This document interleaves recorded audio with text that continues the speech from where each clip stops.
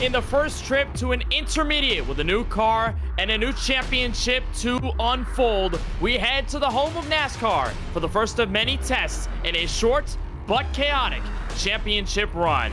We're live from the virtual Charlotte Motor Speedway. We welcome you to the Monday Night Racing Summer Series presented by Mach 10 Digital as we kick off the Gen 4 Series with the Next Level Racing 250. Welcome to our coverage on Podium Esports. We're alongside Darren Denman in the booth. My name is Kenneth Bueno. Ryan Bauer, our producer, all evening long. He's using cameras provided by Dougie Beard. Darren, for the first time in at least a week, we had our chance to sort of relax after the chaos that was Daytona with the next-gen cars and Super Speedway Series, but now we get to do something completely different. These Gen 4 cars have a lot of power to the rear wheels. They're very tough to drive. You've got a mile and a half like Charlotte. You're going to have a huge challenge on your hands for this second series and championship to unravel. Yeah, absolutely, Kenneth. If this was real racing, those guys still would be fixing their cars from last week's Demolition Derby down at Daytona. But thankfully, we pulled the Twisted Sisters out of the virtual garage, and we are going to just walk them all over the just jewel of the South tonight here at Charlotte Motor Speedway. It's going to be a great race tonight. A lot of slipping and sliding going on, a lot of throttle control with the big horsepower packages, and we're looking forward to a great race tonight. Hopefully a lot cleaner race than we saw last week. Slipping and sliding is part of what makes driving these Gen 4 cars so much fun. Now, we talked about Daytona with the next-gen cars. That's a part of the Super Speedway schedule. Don't get it confused. We're going to have another championship on the docket with the Gen 4 cars, all going to be at the intermediate / 2-mile tracks when you count in Auto Club Speedway. And Darren, I mean, we talked about the variety of Monday night racing as a whole, but each and every week, you've got a changing combination of cars and tracks. You've got Super Speedway racing, which has its own set of strategies, its own set of rules. And then you have slipping and sliding, saving tires, Gen 4 racing at these mostly 1.5-mile tracks. And tonight, June 26th, the start of that championship at Charlotte. So it's somewhat of a big twist, but for these drivers, does it really matter for them making this change? I mean, everyone has their own skill sets, right, Kenneth? So you can practice up and get good at, whipping that Gen 4 car around here at Charlotte.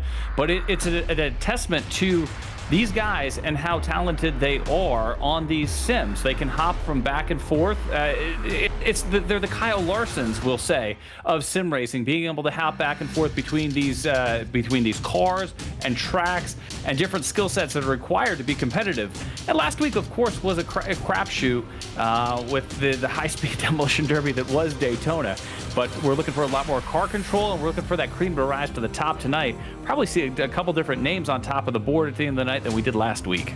And we might also see a lot of strategy open things up as well. That's something we did not see at Daytona last week in the Super Speedway Series. You're looking overhead at the virtual Charlotte Motor Speedway. That's where we're racing tonight, out in Concord, North Carolina. Track opened back in 1960, and it's a 1.5-mile track there, and then treats itself differently compared to a lot of the other intermediates that we'll see in this schedule for Gen 4, but also across the iRacing service as a whole. It's a very narrow 1.5-mile track, and it has its own set of hurdles that you have to overcome as a driver, no matter what you drive on it. Yeah, and absolutely, Kenneth. We, Charlotte was really the first of the cookie-cutter racetracks. They've tried to replicate Charlotte down in Texas and, just a couple other places with that 1.5-mile layout. But Charlotte is very much a unique racetrack, and it's a home track, too, for a lot of these guys. Even though we are in the virtual world, a lot of these guys are still based out of that Charlotte metro area. So a win is a win is a win if it comes in at home, and they're just a little bit sweeter when you are able to pick one up at Charlotte. Also, fun fact, this is the third time that Monday Night Racing ever goes to the Charlotte Motor Speedway. We've been here twice before, once in Season 1, and then the most recent time in Season 5 where Corey Heim won the most recent race. Here's our race analysis for tonight's Next Level Racing 250 from Charlotte Motor Speedway. We go either 167 laps or 2 hours. It depends on which one comes first, whether we end it on lap or we end it on time. Darren, that's going to be a big format change for these guys, but everything mostly is going to be the same. 3 green, white checkered attempts if we need them, no fast repairs given to the drivers, and 100% max fuel, which again, should open up the strategy books quite a bit. Yeah, absolutely, Kenneth. And I think that those fast repairs really came into play last week, and a lot of guys were maybe a little bit more aggressive last week down in Daytona with that fast repair. Different setup here at Charlotte, though, with the 1.5 miles, and you're kind of going to be able to choose your own destiny, for lack of a better term, without the pack racing going on here at Charlotte. But again, with the slipping and sliding that goes on with these cars, we might not see the big one as we saw several of last week, but you still could get caught up in somebody else's mess, and you're going to have to play that strategy game as best you can to set yourself up for success, stay in clean air, and keep those tires under you at the end of the night. Well, hopefully we don't see that much carnage here from Charlotte Motor Speedway. Now, one thing that is also different from tonight's race at Charlotte versus last week's race on the Super Speedway side at Daytona is that we do have broadcasted qualifying, so you'll get to see the drivers put in their fast lap, but also we're going to be running a format where the drivers are going to be put in a certain order. They're going to run their laps, and we'll have everything for you so you'll know who's got the pole and who's everywhere else. But they're going to have everybody in this session, have drivers one by one go out onto the racetrack. It will be set by reverse from practice speed, so whoever gets the fastest time in practice, Darren, is going to be last on qualifying. Whoever's dead last in practice gets to go first in qualifying. So you're seeing one of the cars out on the grid right now trying to get out their laps, and that is the number 20 of Joseph Gregory. 1 lap, though, to get a lap in, and that's a lot of pressure. Absolutely a lot of pressure, and a great format this week that we're able to watch qualifying and giving these guys some much needed streaming time. I know last week we pretty much went live right at the green flag, so best we could do was mention some of those guys way back at the pack when we were starting over 40 cars last week. So it's great to see these guys getting some TV time here on Monday Night Racing. You'll see the strategy that Joseph Gregory employs here before he gets to lap number 1. So out of turn 4, use the high side to get some of that extra momentum and get some extra miles an hour before he crosses the line. This is the lap that he's officially going to put in. So race control will be watching. He's way up in the track in 1 and 2. But Darren, that's something that we might see from these Gen 4 cars. You can make a lot of time up on the outside lane in turns 1 and 2. It's not quite the same in 3 and 4, but I mean, that's the magic of having a track like Charlotte, having cars like these, is that you sort of get to experiment with your lines a little bit as Gregory gets a little loose. Out of 4, we'll see what lap he puts in this time by. Gregory finished 30th on the first Super Speedway race at Daytona, 31.212. He sets the tone for the rest of the field. This here's Dakota Curtis. And you see him sideways already, did we, with Gregory on that opening. We'll come into the checkers on his qualifying run, but again, we've been talking about it all night long. These guys are sideways in qualifying. These cars are going to be dancing around. They're trimmed out right now for qualifying. Everything's fresh. Imagine how slipping and sliding this track is going to be later in the evening. Oh, it's going to be a lot of fun to see them go around, especially in race trim when everybody's around them. So Dakota Curtis going in for his first lap. And Curtis going to try to beat that 31.212 set by Joseph Gregory. And we do have some new graphics there on the bottom end of your screen. So on the left side there, you see Dakota Curtis on the tower. That's his current lap. Then you see Joseph Gregory's name. That's the pole speed and who set it. And then the driver on the right is the driver on track setting their lap. So off turn 4, Curtis with a good run out of the last corner. This should be it by a mile and a half. 30.599. That puts him to the top. Great lap. And you see these guys when they're going out on the track, they are setting up their opening lap is just throwaway lap, as we always see, as Rabilis gets sideways. He's going to throw away both laps, it looks like. See if he can collect it up here on his fast lap, the second lap of his qualifying run.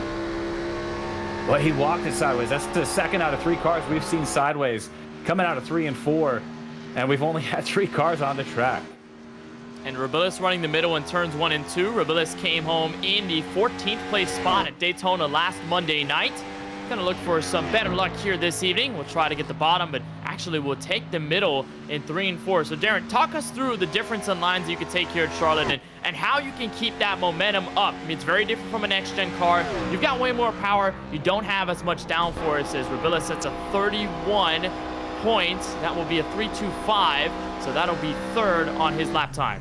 Yeah, despite that throwaway, turning it sideways, coming to the line to take the green on his qualifying lap, a great recovery there. But with the different lines, it's been explained to me as I was a child that if you are up high on the racetrack, you're able to go faster generally, but you're going to have to go a further distance. However, if you're down low, you're going to cover a shorter distance, but you are going to have to go a little bit slower. So that's the balance that we're seeing out of a lot of these guys. That's what was explained to me when I was probably 12 years old, and I've always held that true.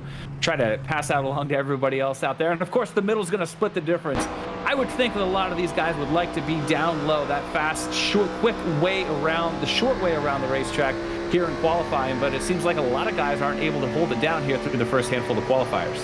But it looks like the 95, Dylan Connolly, puts in the fastest time. That's a 30.492, so almost a full tenth, if not a full tenth faster than Dakota Curtis's lap time. Here's league owner Ford Martin, faced a disqualification from last week's race, but is looking for a decent finish tonight from the home of NASCAR. And Martin was recently out at the Nashville Super Speedway as part of the NASCAR weekend there a couple of days ago. And Martin will come out of turn 4 on the front straightaway. Will this lap be faster than the one set by Connolly? You bet. 30.253, Darren. That's a heater. Yeah, that was a clean lap. I actually can't believe it was faster. That's probably the cleanest lap, obviously, that we've seen so far. But Ford really held a pretty line on that lap. And he's sitting on the provisional pole at this point through 5 qualifiers with Michael Massey out of frontstretch.com on the track right now for his fast lap. Well, hey, here's one of our members of the Front Stretch post-race show that we see every post-race. on Monday Night Racing broadcasts, and the 27 will actually somewhat be a lane and a half off the bottom in turns 1 and 2, and we'll try to pick things up in turns 3 and 4. Ford Martin has the fastest time, 30.254. Can Massey best it into the final corners? He still is a little bit high off of the blue and white pavement and gets into the outside wall, so I think this lap might just be invalidated. Massey sliding across the line, and that lap will not work, but bends it into the tire barriers. And next up, Steve Alfont in the 54 behind the wall Chevrolet. Yeah, and again, I think over half these guys right now, as we see Alfont just a little bit sideways coming out of 4 right there too. It's going to be a challenge tonight, especially when we get all these cars out on the track. We saw it there even with Michael Massey, just couldn't hold that pretty line down there on the blue line as Steve Alfont sideways. Is he going to sit? So just dancing on the backstretch here at Charlotte Motor Speedway. That's the fun of driving Gen 4 cars. You're going to get sideways, and you're going to have a whale of a time trying to save it, but that's going to chop off a lot of time that Alfont could have gained on current pole sitter Ford Martin. Bailey Turner out on track. We'll talk about him in a little bit, but the 54 crosses the line. His official time, 30.418, so that will be faster than the number 95. Rather, that will be actually the slowest out of everybody. I thought it said 30, but that's a 32, so that's slower than everybody out on track. Bailey Turner in the 5 car next up on the docket. Yeah, Bailey Turner had a great run going late last week. He really had a great run throughout Daytona last Monday night. Had my eye on him all night long in that jet black, that Monte Carlo he had last week. This week he's got a new livery with Kellogg's and Got Milk on the hood of that thing. Looking good, although the line, he's just not holding it down on the bottom right now. We'll see what his time is going to be, though, as he comes to the stripe. Crosses the line, and that is pole. Fast. Provisional pole. 30 flat. So Bailey Turner, it looked a little unsettling on his lap, and that is quick. He's to the top of the charts, as here's Brett Baldick next.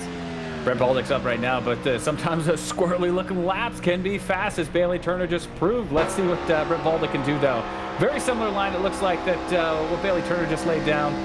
A little bit high coming out of the corner, though, as he thought he was going to scrape the wall there. Looks like he's able to pull it down low, though, on the backstretch into 3. Again, he's trying to pull it down to that blue line, but again, running middle of the racetrack right there, and just fighting. Looks like he's sawing on that wheel coming out of 4 to the line, and he's going to cross it, and not on the pole. Bailey Turner maintains the pole through the first, what are we through, 8 on qualifying?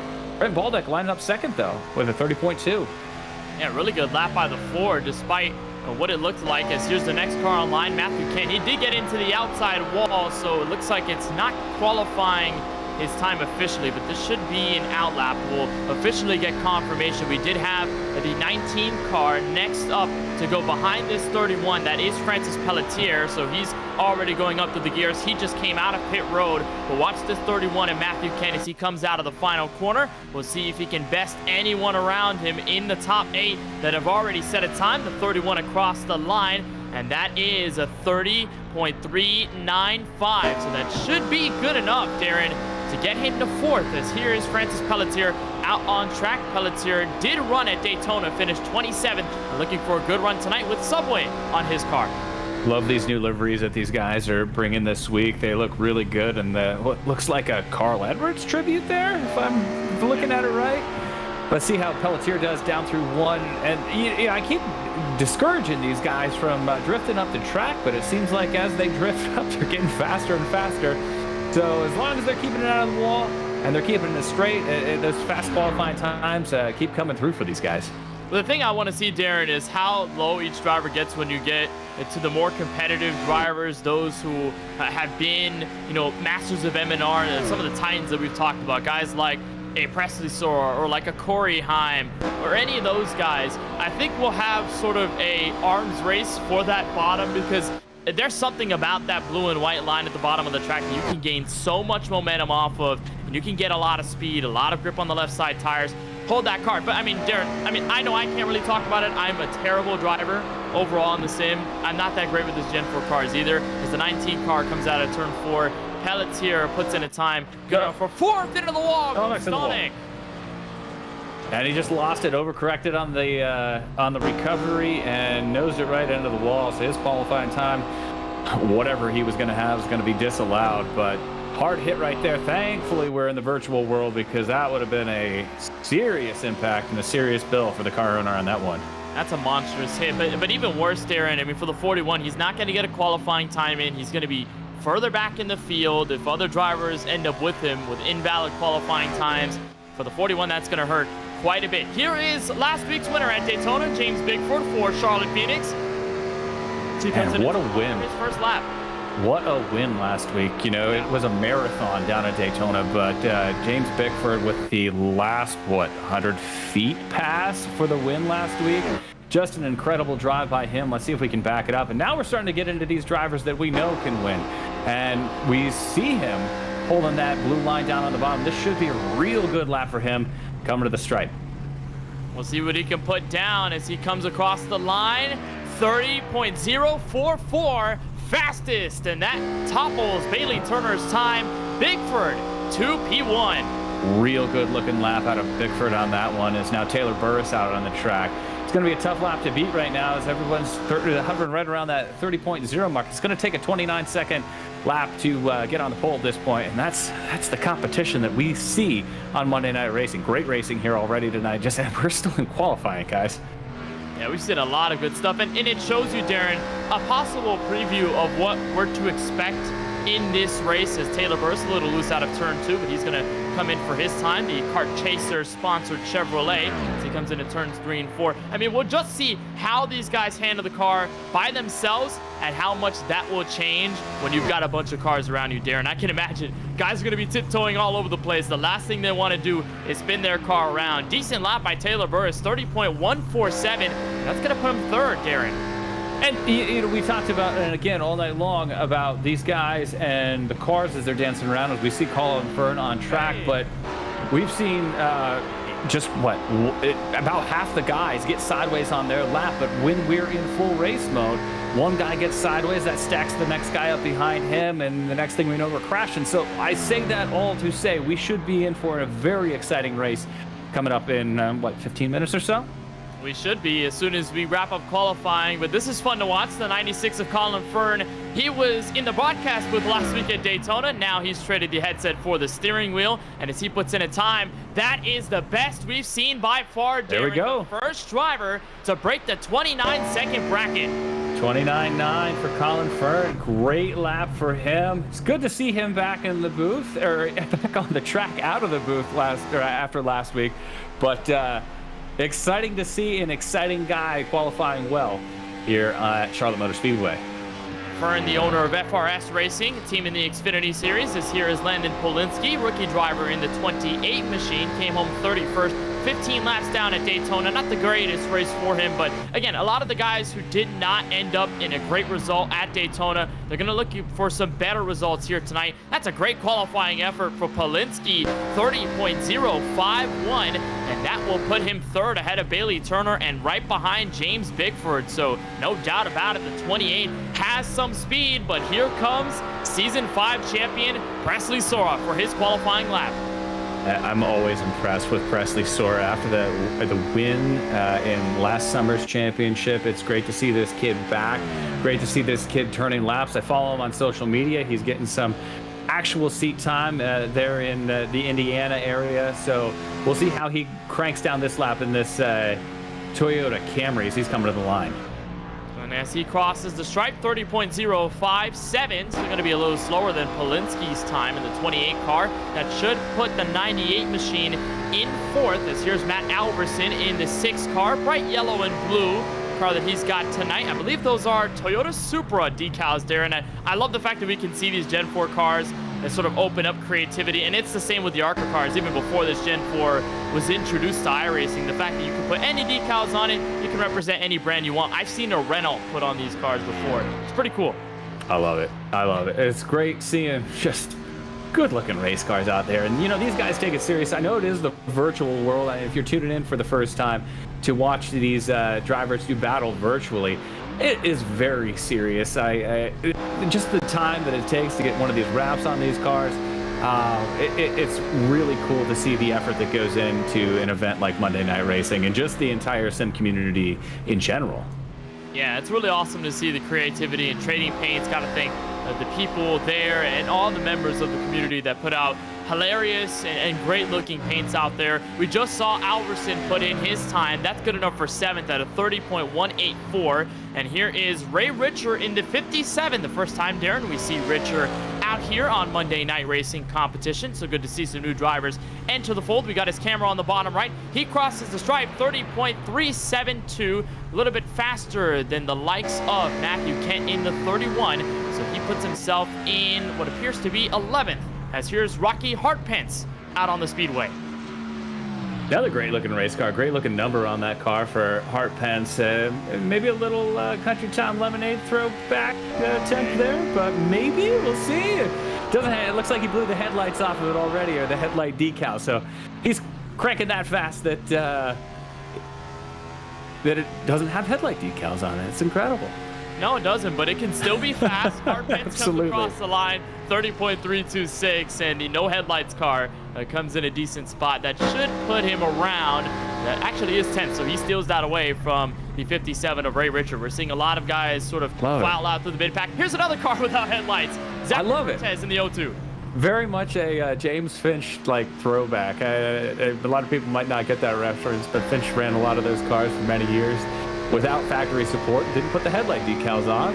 It was his thing, to be honest, and every time I see a car like that, I'm like, reminds me of the old man James Finch. As Mertz coming through 3 and 4 right now. It looks like he drifts up a little bit by design, coming to the stripe on what will be an exceptionally fast lap. He's not going to be on the pole, but he's going to be second at this point. Zach Mertz, great lap. Behind Colin Fern, 29.979. Zachary Mertez to second, as here's Gary Sexton in the number 13 machine. And boy, was he a showstopper, Darren, last week at Daytona. He was all over the place. Close. Through the pack, 3 wide, 2 wide, outside, inside, middle, you name it. He was everywhere. And he's been preparing a little bit for tonight's race from Charlotte. We'll see what he can do in turns 3 and 4. He's got those driving gloves on already as he is hugging that blue line. That's what I like to see personally. Drifts up a little bit, coming out of 4 at the stripe. This should be an incredible lap for Gary. He's only going to clock in at a 30.1 though, so maybe not what I was expecting out of that line that he took, but he's still going to be in the top 10, lining up 7th at this point in provisional qualifying. Well, not a bad lap from Sexton at all in the 13 machine, as here is Max Kennan in the number 21. This is the first time we see him in this M&R Summer Series presented by Mach 10 Digital. Kennan has 2 M&R wins in his career, one with the street stocks at Rockingham, his most recent, the dirt street stocks at Eldora. And Kennan has seen a lot of success in the regular Pro Series, but he's ripping the Gen 4s tonight. And again, Darren, talk about that arms race to the bottom. We're seeing more and more drivers get down there, paint the line on the bottom, and as Kennan crosses the stripe, that is a 30.042. So that makes him, I think, the upteenth driver, Darren, to be in the low 30s, but that's good enough for 3rd. Yeah, what are we looking at? About 5 drivers with a 30.0 on the clock right now. Is Art Reimer on the track in the 49 car. But, you know, again, we keep talking about these guys, and we want them down low on that blue line, but you got to go where your car wants to go. You got to go where your car is going to be fast. We think that it should be down on that blue line, but Colin Fern's setting the fast pace right now. He was not hugging that blue line as closely as we've seen a couple of these other guys. So if you're down low and you're binding your car up, it's not going to do you any favors, as Reimer took a little bit of a midline, and he's going to come to the stripe with a 30.0 again. Going to be lining up provisionally right now in 7th. Great, nice little run there for Reimer. And that's faster than the 30.090 set by Bailey Turner in the 5. So a good qualifying effort for the 49 of Art Reimer. As here's Davey Hazard, the 75 car out on track, rookie in this Gen 4 M&R Series. The first time we see him this season was not a part of the race at Daytona, I don't believe. So this is the first time we see Hazard out on track. Pretty tidy looking turns 1 and 2. But let's talk about the actual format, Darren, of qualifying with these cars in particular. They are so easy to get loose, so easy to get out of control, that really the momentum that you're building on that first lap comes from your exit right out of pit road. These drivers don't use the apron, pit road exit technically, in race trim. for the qualifying effort. This is Mario Miranda looking for a time. 30.045 set by Hazard, by the way. That puts him 5th. But, I mean, we'll talk about the way that you have to get up through the gears, how you have to smoothly transition this car to a very quick lap. Yeah, to transition it to a very quick lap. I think we just have to talk about, again, like, you have to go where your car kind of wants to go. We talked about just before we segued into this, you can't get down too low and have your car bind up. It's going to slow down your lap, as we're seeing right there out of the 89 as he's coming to the stripe. Good lap for him on the board. That's going to be fastest right now. Fastest, better than Colin Fern, 29.875. Put him to the top. Mario Miranda, the Tulsa, Oklahoma native, he immediately jumps to the top as here's the 55. Ronnie Osmer, one of the standout rookie drivers from last season of the Monday Night Racing Pro Series. We saw him a couple of months ago ripping with the M&R guys week to week. He's going to be on the outside of turns 1 and 2. Miranda just came fresh off of a Sunoco Cup Series win last night. If you watch any of the broadcasts on Podium Esports, you watch the Sunoco Cup Series, you'll know that name quite well. Miranda, in his first M&R start, will be at the top of the board. We'll see if anybody can get better than his 29.875. Osmer comes out of turn 4, crosses the line, and Darren, that's a good lap too. 29.892, that's second. Great lap for Osmer there. Love his setup. I love how high his wheel is on his rig. Great looking lap, and you could see him working that wheel, sawing it back and forth. Great lap right there, though, for Osmer, as DJ Cummins is now on track. Guess what, Darren? Talk to me, Goose. We're now in the bread and butter of qualifying. We're going to get to the big hitters, guys like Chase Cabry, Corey Heim. You're looking at Brandon Hoff, who was fastest in practice, Matt Stallneck, and here DJ Cummings in the 10 car. So we're getting to the big hitters, as here's Cummings, a little loose out of 4. Is this lap good enough for the top 10? It is barely out of it. 30.090. That's the same as Bailey Turner. I guess they're going to be scrapping for 10th and 11th. They were scrapping last week in Daytona, as we've got Nick Olson now in the cleanest race car I've ever seen in my entire. There are numbers on that car. If you look real close, you can see the 24 and the sponsors ghosted out. But Nick Olson maybe dropping some weight with the lack of logos and trying to get a fast lap. Nick Olson with the cleanest no decal car I've ever seen in my life. He says, forget logos. I'm just going to be as fast as possible. Looks like he just got it out of the shop, not in the pit booth. But that's fastest. 29.870. There we go.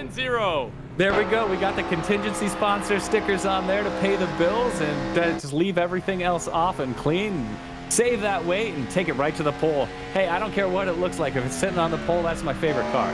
Oh, what a lap by Nick Olson in the 24. As here's Chase Cabry, two-time winner in the Monday Night Racing Pro Series, and really was a outstanding driver last season in his rookie campaign. Made it all the way to the Championship 4 at Homestead of Miami Speedway. He has a win with this car, this model, but not the Gen 4 specific physics applied to this car. He won with the ARCA machines at Twin Ring Motegi. That was his first win of Season 6. He comes out of turn 4, and we'll see if it's better than Olson. 29.790. Yes, sir. Chase Cabry to P1. Boy, and it looked like he slid it coming out of the 4, just drifted up the track with it. But again, I keep referring to, you got to let the car do what the car wants to do. If the car wants to drift out to the wall, and that's the fastest way, do it. And it just took Chase Cabry to the pole. As now Corey Heim, another pole threat on the track, heading down the back stretch at 190 miles an hour. Here's the man everybody's been eyeing, the defending winner here at Charlotte in M&R, the previous M&R Pro Series champion, winner at Homestead of Miami on February 13th of this year. Cross of the stripe, 29.746, and we are at an absolute melee for P1, Corey Heim to provisional pole. As here's Cole Cabry next. Here we go with Cole Cabry now in the 51, a little Days of Thunder. Rowdy throwback, a little bit right there with the 51 on the side.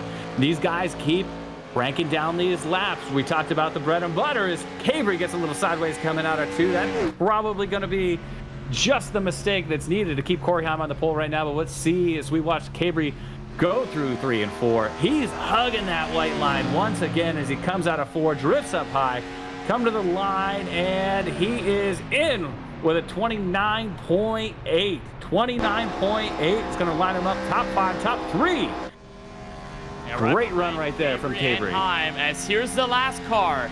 Winner of practice, Brandon Houff in the 9. As he's going to come into turns 1 and 2, the Grit Esports car. I love this throwback. Going all the way to Casey Kane's McDonald's Dodge, but just with Grit on each and every side of the race car. And I've noticed, Darren, these cars are getting more stable as we've stepped up the drivers through this qualifying order. We've got really clean laps and very stable race cars. That's what you need to be fast here at Charlotte. Houff is loose, so out of 4. That's going to scrub off a lot of time. And as he comes across the line, that is 30.144, so not a bad lap. But Darren, that's going to put him beneath the top 15. Man, and I know the rest of the field didn't want to see it, but Corey Heim sitting on the pole at this point. He'll be taking the green flag from the pole. What a great race for him, and what a great position for him to be starting from tonight. The rest of the field better be on watch. Corey Heim's fast tonight. Corey Heim, Chase Cabri, Cole Cabri, your top 3. Heim with the best lap of them all at a 29.746. Darren, the first time we cover single lap qualifying, but I'm going to love this format for the rest of the season. I can't wait till we get out to Chicagoland and have them rip around that very bumpy and abrasive 1.5 mile circuit. But from what you've noticed, Darren, what was the biggest thing you took out from qualifying, and how could you somehow implement that come race time, wherever your track position may be? I think that it kind of went as expected, right? The fast guys went out late, had great runs. We saw the guys that went out early that maybe aren't as experienced get pretty squirrely in their cars. That would be where I would be watching if I was making strategy, to know that these guys had trouble in qualifying, and cautions may abound later on this evening, especially with those guys in the back of the pack still learning to keep their tires on rim, keep the car straight. We had, 3 or 4 cars in the wall during qualifying, so that's one of the beauties about Monday Night Racing, though. If you go to the racetrack, the actual racetrack, you're going to see race car drivers. Here on Monday Night Racing, you see race car drivers, but you also see a lot of guys just associated with the sport that love racing, and they might not have the expertise that a lot of guys do, as we now see Mike Clay on the track in the 88. Well, Mike Clay had some connectivity issues, so they are letting him run his qualifying time.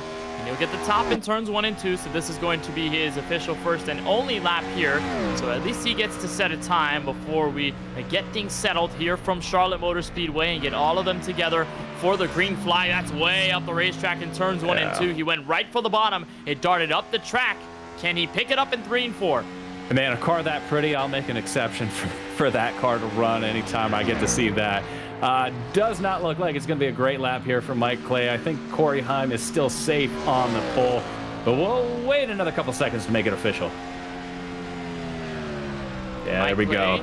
Coming across the line, 30.758. So that will be 29th on the board. So he'll steal that away from Joseph Gregory at a 31.212. So that keeps Corey Heim at the top of the board. And Paul Sutton, race control, decides, yes, sir, that's everybody. We've had everyone qualify. It's now time to advance the session, and we will hit the track and get things started for tonight's Next Level Racing 250. Now, let's talk again about the Gen4 car, how hard it is. But before we do that, let's get you through your starting grid for tonight's race in the first event of the Gen4 series here from Charlotte Motor Speedway. Corey Heim, the defending champion of MNR, goes to the top of the board at a 29.746. Chase Cabri, Championship 4 driver from last season, will be right alongside him. Those two will be the first to see the green flag in row number 1.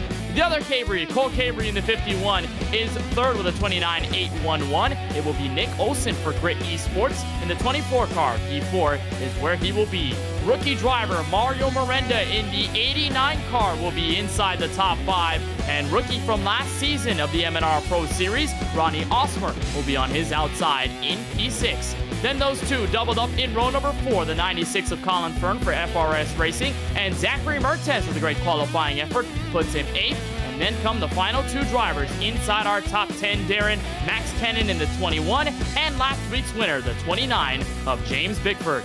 Well, these guys with great starting position as we continue through the top 10. Davey Hazard coming off in 11th, and Landon Polinsky starting 12th back in row number 7. We're going to have Row number 7, we are going to have a couple other guys. Presley Sora, last summer's defending champion, and Art Reimer in the 49. Back in row 8, looking at DJ Cummings and Bailey Turner. Both had great runs last week. Both tangled on the backstretch late, looking for a rebound this week. Row 9, Gary Sexton out of New Shore, Pennsylvania, and Brandon Houff in the 9, fastest in practice. Row 10, rounding out the teams, Taylor Burris in the 45 and Matt Alverson in the 6. Then comes the number 4 car of Brett Baldank. He'll be P21. Ford Martin in the 07 car will be in P22. That'll be Francis Pelletier in the 19. In 23rd, Rocky Harpence in 24th. Ray Richer in the 57 car is 25th. Matthew Kent looking for a rebound after Daytona. He starts tonight in 26th place. Dylan Connolly in the number 95 is 27th. Dakota Curtis in the number 23 car is 28th place. Mike Clay in the 88 car will be 29th. He was the last driver to put a time in qualifying. He'll be flanked by Joseph Gregory to round out the top 30. Then goes Mark Ribillis in the number 99 car, man out of Glendale, Arizona, and Steve Alfont in the 32 machine. Matt Stolnick in the number 41 car out of Syracuse, New York. He will be 33rd. Adam Boyles is 34th. And rounding out your 35 car field, the 27 of Michael Massey. We had some guys near the rear of the field. Boyle, Stolnick, and Massey have incidents on their qualifying lap, so that's why it was marked invalid. Now, Darren, let's talk about this race analysis one more time. Very different from Daytona. We are going laps versus time here. We either go 167 laps or we go 2 hours.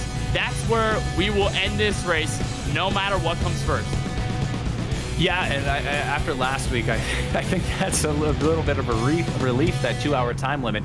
I actually don't think that that's going to come into play tonight. As much as we saw car control be an issue in qualifying, I think these guys are going to lock it down. We have a much smaller field than we did last week in Daytona, and I think the guys are going to be on lockdown tonight, and we are going to have we're at least going to have some stretches of green flag racing that we did not see in Daytona last week, but that's just the nature of the beast coming here at Charlotte.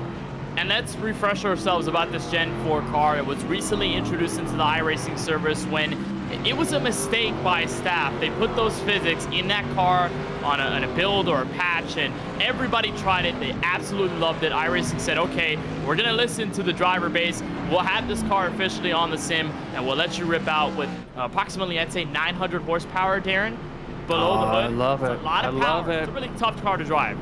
And I mean, and and again, people coming in and watching this, they're like, oh, these guys are playing a video game, but it is so realistic. You feel that 900 horsepower when you're standing on the throttle. You can feel the tires start to break. It's really impressive what these guys can do and what they're going to do tonight for your viewing pleasure with that, let's call it 900 horsepower to be just clean under the hood of these virtual race cars. Now, this could be somewhat tailored to the Xfinity Series cars with the amount of power and some of the looseness it has behind the wheel. Corey Heim and Chase Cabre, take him out of turn 4, will bring us to green in the first race of the M&R Summer Series presented by Mach 10 Digital Gen 4 Series. And we've got a problem early on. Nick Olson gets unsettled before turn 1, but we're underway in the Next Level Racing 250. Looks like the guys are trying to get it sorted out. Side-by-side racing there right around 5th position. Looks like we're going to get them clean down the backstretch, throw into 3 and 4. Everybody's being as careful as they can be with these race cars. Last thing you want to do is trash the machine early. And we mentioned on our race analysis, no fast repairs given to the driver. So you have to be at utmost awareness as a couple of drivers hit the outside wall before turn 1. Nick Olson appears to be one of the only ones bearing the high side in that white Chevy, but everyone else wrapping the bottom. Corey Heim comfortable out front. And we see Ronnie Alsmer in that great sim setup he has with that high-looking wheel that he's holding pretty right now. Running 7th right now, trying to get the pass on Mertes. Coming out of 4, great racing already coming to the stripe. Side by side for that 6th spot, Mertes in the 0-2. 55 of Osmer, and Osmer takes that position away. We saw some great things out of Ronnie Osmer last season. His first ever campaign in the Monday Night Racing Pro Series. Boy, he did some great things out on track. Had some really good finishes, and while he was not able to pick up the win, he really showed out. And as he comes into this summer series, he'll be looking for the lead. More people wrong, as here comes the battle for the lead. There's a look at Presley Sora on the high side of Ronnie Osmer. Appears to take that spot away. Presley up into the 6th place position, but you mentioned it, Darren. Chase Cabry tried to look at Corey Heim for the lead, but look how much he backed up there. What's his approach here as he tries to catch up to the 11? Well, it looks like he's getting a run out of 2 down the backstretch. He washed high, got the momentum, and looks like he's going to hold a pretty wheel into 3. Dipping down low against the NASCAR truck driver, Corey Heim. He takes the lead here on lap number 4. Great move by Cabry. Great pass by Cabry. He moves into the 1st place position now. Not to be confused with Cole Cabry. Relatives, they're both related. Cole Cabry back in 4th. Miranda has taken over the 3rd place position. Here's a look on board with the number 51 machine. As Cabry stays single file with everybody else, it appears that's been the motive for most of the guys up front. We are still watching the tussle for P6 that's still going on, and might have a tertiary car join the mix. Remember, Mertez lost that fight against Osmer for the spot. Presley Sora is playing defense up high. The Cambridge City, Indiana native, staying up there. And here's a look on board from Olsen, who was running the top to start this race. Now to the inside.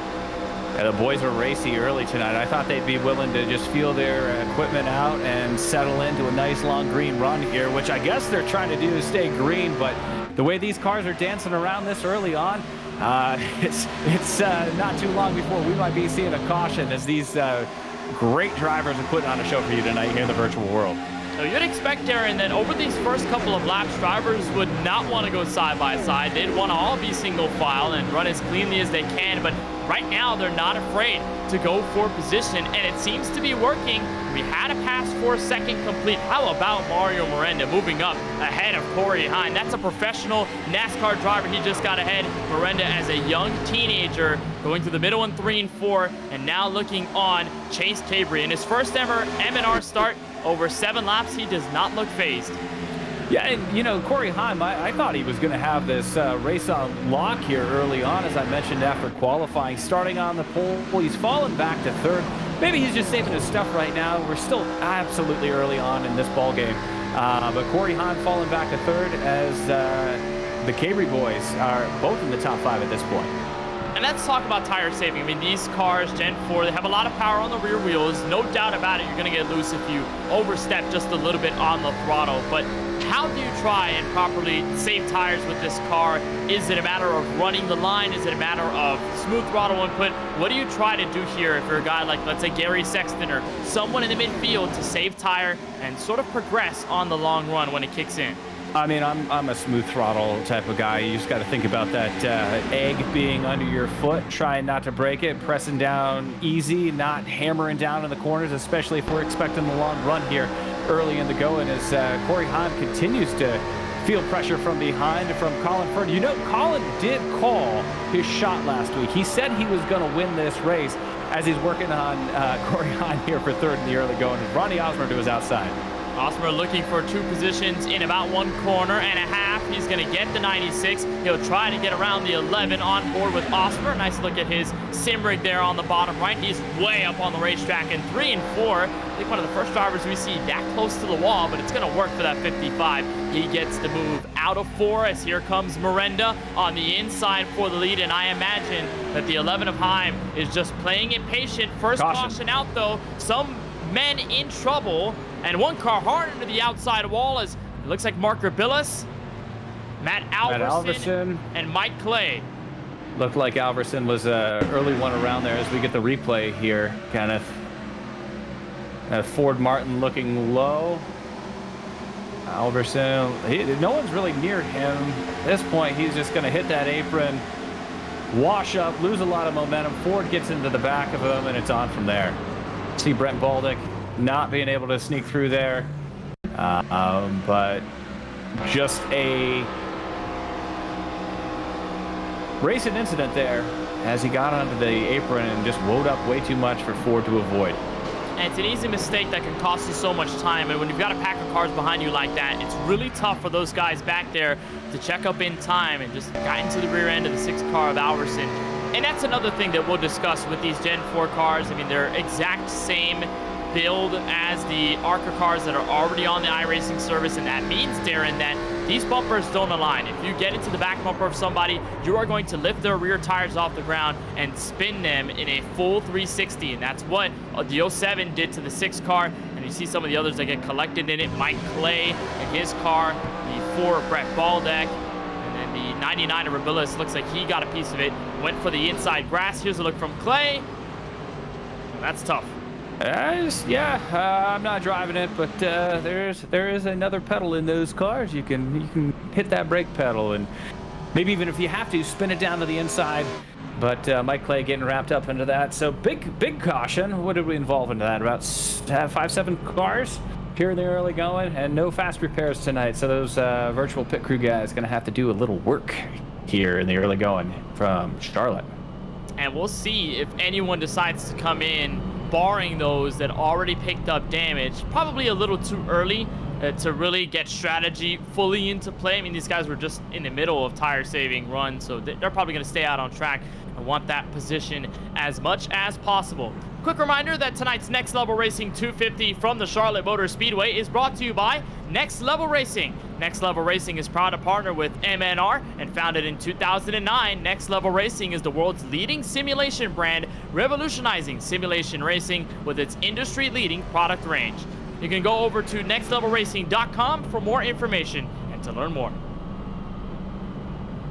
So Miranda in the lead of this race, got the run out of the corner, got around Chase Cabry, and so the Oklahoma driver out in front. Cabry second, Osmer third. Heim has dropped back to fourth, but Darren, like I said, with a guy like Heim, if you watch him enough on the iRacing service, and maybe a bit in real life, you'll see that he's a very good tire saver. He knows how to pace himself early on in a run, keep himself out of trouble, and then when you get to 15 laps in a run, 20 laps, 25, 30 laps, that's when you see Heim at his most dangerous. Absolutely, and the great racers are like that, right? You gotta be patient. I mean, this is not a quick race. This is 167 laps, 250 miles at Charlotte Motor Speedway. So patience is going to be the name of the game here in the early going. Of course, we're going to have some attrition. Of course, we're going to have some cautions, and how they fall is really going to determine, a lot of how this race plays out, obviously. But Corey Heim doing the smart thing, in my opinion, and maybe just falling back a little bit and saving tires for later on in this run, and to set himself up for success later on in the evening. I saw a sign at the dirt track over the weekend. You can't win the race on the first lap. You can't win the race in the first 14 laps. But if you have tires that you've saved throughout the race and that set you up for success, you can all build up for winning that race on the last lap, the one that matters. Matt Stolnick, we see him sitting at the sim right now. Had a little trouble in qualifying. He's moving up through the field, though, with the attrition. And he got into the outside wall, Darren, if you remember, overcorrected it out of 2, just absolutely tore down that safer barrier on the back straightaway. So his lap was invalidated, and he is up to 20th. What a job by the 41 machine of Stolnick. He's on the apron right now, just presumably saving a bit of his car, maybe saving some fuel on the way there, but great moves by Stolnick early on. And I want to also say, Darren, about a guy like Corey Heim, and the statements that you just brought out, there's also that famous line that you can't win the race on the first corner, which is something that a lot of iRacing drivers say and then immediately crash in turn 1. But nonetheless, I mean, it's sort of fun to see it. That's what I immediately thought of. I don't know why. And I mean, you can't win the race 3 wide when you're running 27th, but we tried it last week consistently all night long. So at least we made it through the first 12 laps or so tonight before we have a little caution. And honestly, it was a racing deal. It wasn't really an aggressive caution like we saw a lot of last week, as we see a smattering of our sim drivers at their rigs in their homes. That's the best part that I think about sim racing, Kenneth. When you go to the racetrack, you're at the racetrack and you're enjoying it, and it's a great event. But I'm enjoying just hanging out watching this tonight. I've got my dog at my feet, and that's the most important part. And we're having a good time, as all these guys are out here tonight. It's been a lot of fun so far, not only for the drivers on track, but for us in the broadcast booth. We've seen some great racing so far, and again, let's remind the viewers, no faster pairs in this race, and we're seeing just how differently these drivers are attacking their traffic around them, just based on the fact that they cannot trash their car. They have an entire race to run. They've got a long way to go. We've seen a lot of aggression, though, no doubt about it. I was expecting less. We've seen a good amount of it. We'll see what Mario Miranda can do to hold off the aggression by everyone else behind him. Out of turn 4, pace cars down. We continue the next level racing 250 from Charlotte Motor Speedway. And the restart discretion up to the 89 car. Miranda jumps out ahead. We're back under green as Chase Cabry holds on a second. Corey Heim and Ronnie Osmer making the duel happen for third into turn 1.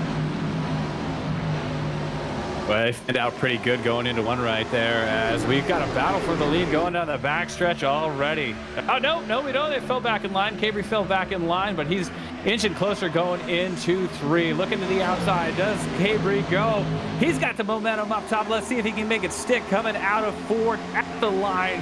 It's going to be Cabry at the line leading that lap. Great run by him. Cabry immediately strikes back on Miranda, takes the lead away, drifts up in the middle of 1 and 2, but so far the Tampa, Florida native has control of the next level racing 250. Heim looking for a battle, this time with Colin Fern. And it turns 3 and 4. Fern will dive down low, and he wants that track position, but it was an interesting move there, Darren, by the leader Cabry to get around that 89 car. You see, he didn't use the bottom. He went right to the top to make that pass. Is that what you might have to do? Because you're fearing that if you go to the bottom, you get pinched down there and you can't make the pass?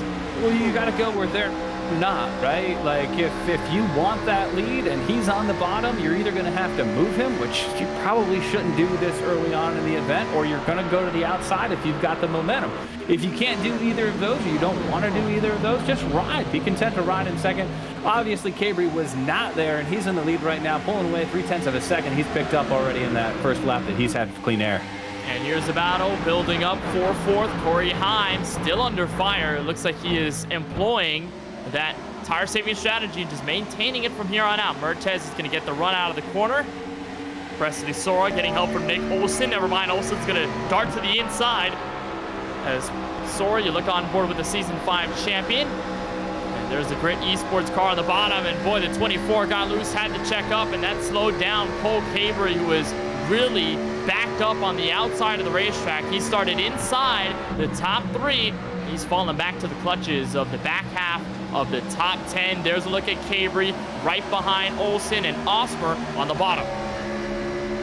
And you know, Corey Heim, we keep watching him maybe slip through the field just a little bit here. He hasn't really slipped through the field. He's only down running 5th at this point. But there's a balancing act when you are saving your tires. You can't fall too far back and have the freshest tires, because you're just not going to be able to make up the ground. So Corey Heim right now, trust him, trust his judgment, but he's falling back maybe a little bit further than I'd like to see him fall, as we got sparks off some of the cars going into 1. We saw a car almost tank slapping into the wall. That was Davey Hazard in the 75 car. He's side by side with the Grit Esports car of Brandon Hauf. We continue to watch side-by-side action. Zachary Mertez still pressuring the number 11 of Corey Heim. Bailey Turner in the 5 car on the bottom. We've seen some great stuff out of Turner in M&R history. His first campaign back in, I believe it was Season 5, and then has kept it going. He's been a solid driver. Still yet to capture a championship or a couple of wins to his credit, but Turner doing the best that he can in 14th as it speaks. Car on the wall, Buddy Osmer. Oh, and that's going to be tough. I mean, this car gets sucked into the wall if you get in there, and all of a sudden, poof, track position's gone. Running so well early on, falls back to 17th, under threat to fall out of the top 20 at this point. Osmer with a great run, running top 5 before that initial caution, and tough break for the 55. 55 drops through the field. He's 18th as it stands, side by side for position number 3. Mertez trying to attack on Miranda, who's going to give him the space out of turn 4. And there's a nice look at Nick Olsen. Had a chance to meet him at the Carolina Esports Hub last year in 2022 when we wrapped up Season 5 of the Monday Night Racing Pro Series. Really nice guy, and also was trying to set up his rig at the time. Really cool to see all the drivers there at Charlotte on that night, bringing the entire M&R community together in one single place. Olsen, though, gets a bit of the outside wall as he tries to attack on Miranda for what's going to be fourth. And let's talk about the difference in the front of the field so far, Darren, versus everyone else. You're looking at this main pack, a lot of these guys side by side, fighting for position, really comfortable where they're standing. But then you look at guys further back through the field. You look at maybe drivers like a Ray Richer, who's back in 26. They're all single file. None of them are fighting each other. Is that a reflection, Darren, of just how comfortable those guys are up front? Yeah, I think so. It's just a skill level type thing, right, Kenneth? Like we saw that even last week when we would have a several lap run in between the cautions. There was distinct skill levels in the packs that we were seeing, and while we're probably not going to see the those distinguished packs tonight between the really expert guys and the mediocre guys and the guys that are in their first start here at Charlotte, just due to the nature of the track, we are going to see the cream rise to the top. All those names in the top 10 right now are names that I think any of us would have put money on to be there at the onset of the evening. So yeah, it's a skill level thing. We talked about that earlier too, Kenneth. We've got guys from different walks of life, different age groups, demographics, etc. on the track here tonight that maybe don't race against each other every week, or maybe have never raced against each other. So they're just trying to feel themselves out here on Monday Night Racing. And again, you're not going to win them all, but you can have a great time and have a great experience, and just don't be the drama that we saw last week at Daytona, and you'll gain a lot of respect from your competitors here on Monday Night Racing.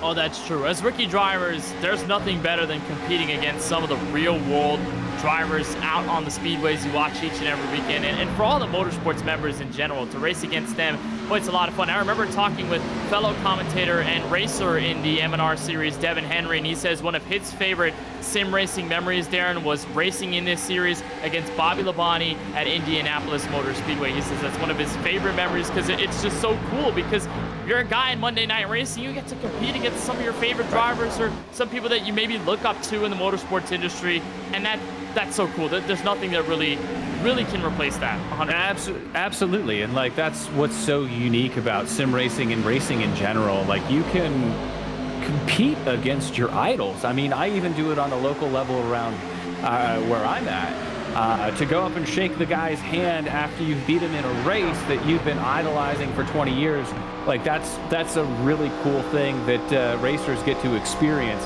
And while the physical handshake might not be a thing after a sim race, to say you've walked away from, beating a Colin Fern or beating a Corey Heim, or even just being on the same track as them is something really cool that is facilitated through sim racing.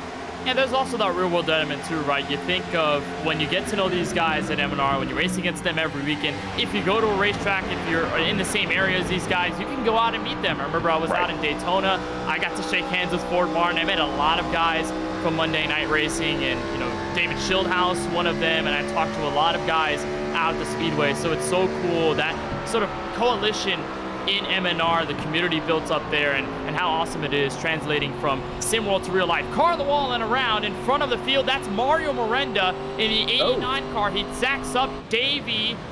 Looks like Davey Hazard, and Miranda's upside down on his lid.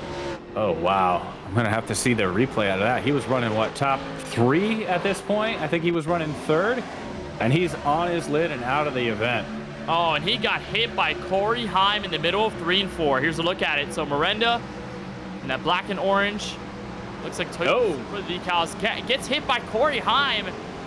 It just goes up into the wall. But right here, Davey gets into him in the 75. He gets a ride, and so does the 89 car. He gets slammed by the 22, it appears. That's Adam Hoyles who goes sliding into him. Here's a look from Miranda, and this camera is going to go bye-bye on the roof, because right here, T-bone hit, and right there, up and over he goes. And a lot of the favorites wrapped up in that one. Corey Heim, Miranda, just incredible. Doesn't even look like he drifted up or lost speed, got loose. It looks like Corey Heim just got into him, maybe had a little bit better of a run getting into the corner. And the next thing you know, he's on his lid in 4 at Charlotte Motor Speedway. What a tough break for those guys. Big big hit for the 89 of Miranda, who appears to be out of this race. We talk about, again, no fast repairs here in this series, so you really got to be mindful of your race car. Miranda might not be able to continue. Leaders on pit road, Heim, Cabry, and the rest coming in. We'll take a short break, but you will not miss a thing of the Next Level Racing 250 for the Monday Night Racing Summer Series, presented by Mach 10 Digital.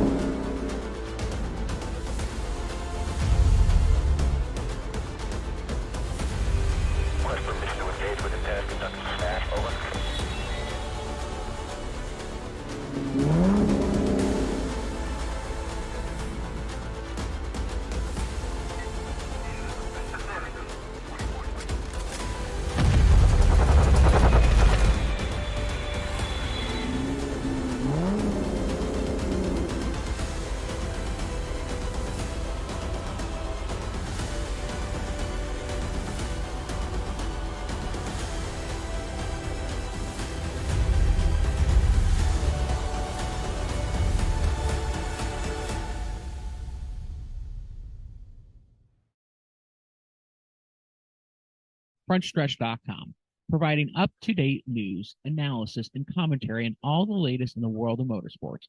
Check out Front Stretch YouTube page for post-race content after the checkered flag waves for most NASCAR events, giving you up-close interviews with your favorite drivers and the stories that matter each weekend. For the best seat of the track and the best view on the web, visit FrontStretch.com. Mach 10. Let's give Mach 10.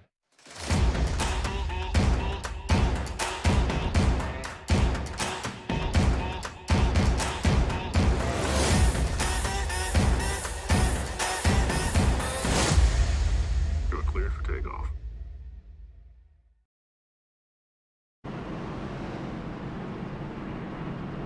Welcome back to coverage of the Next Level Racing 250, the first race of the Monday Night Racing Summer Series Gen 4 competition. All of this presented by Mach 10 Digital, your partner for stunning video production and digital marketing solutions.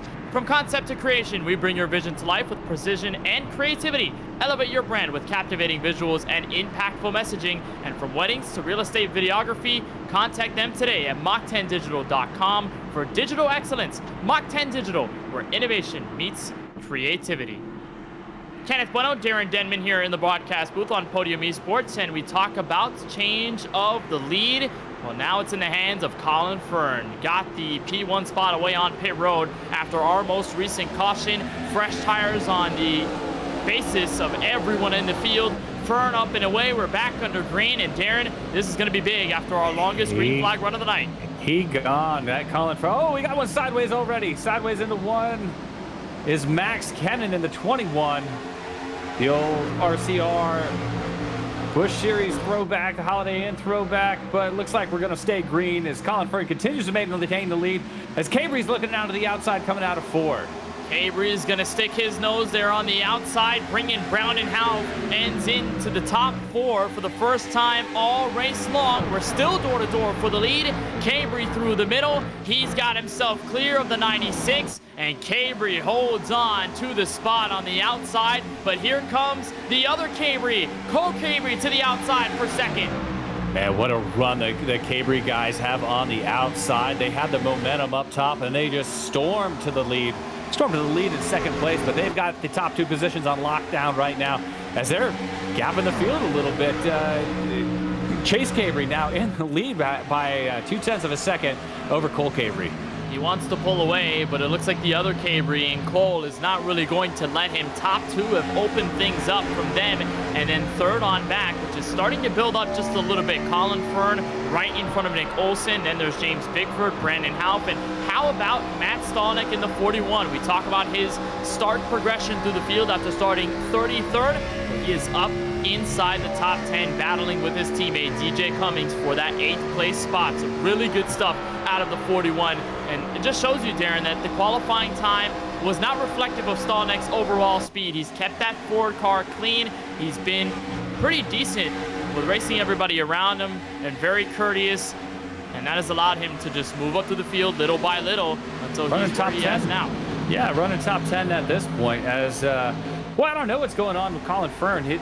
He's dropping back, took the green flag out front here to start this green flag run, but he has dropped back to the 5th position and still under fire from the guys behind him.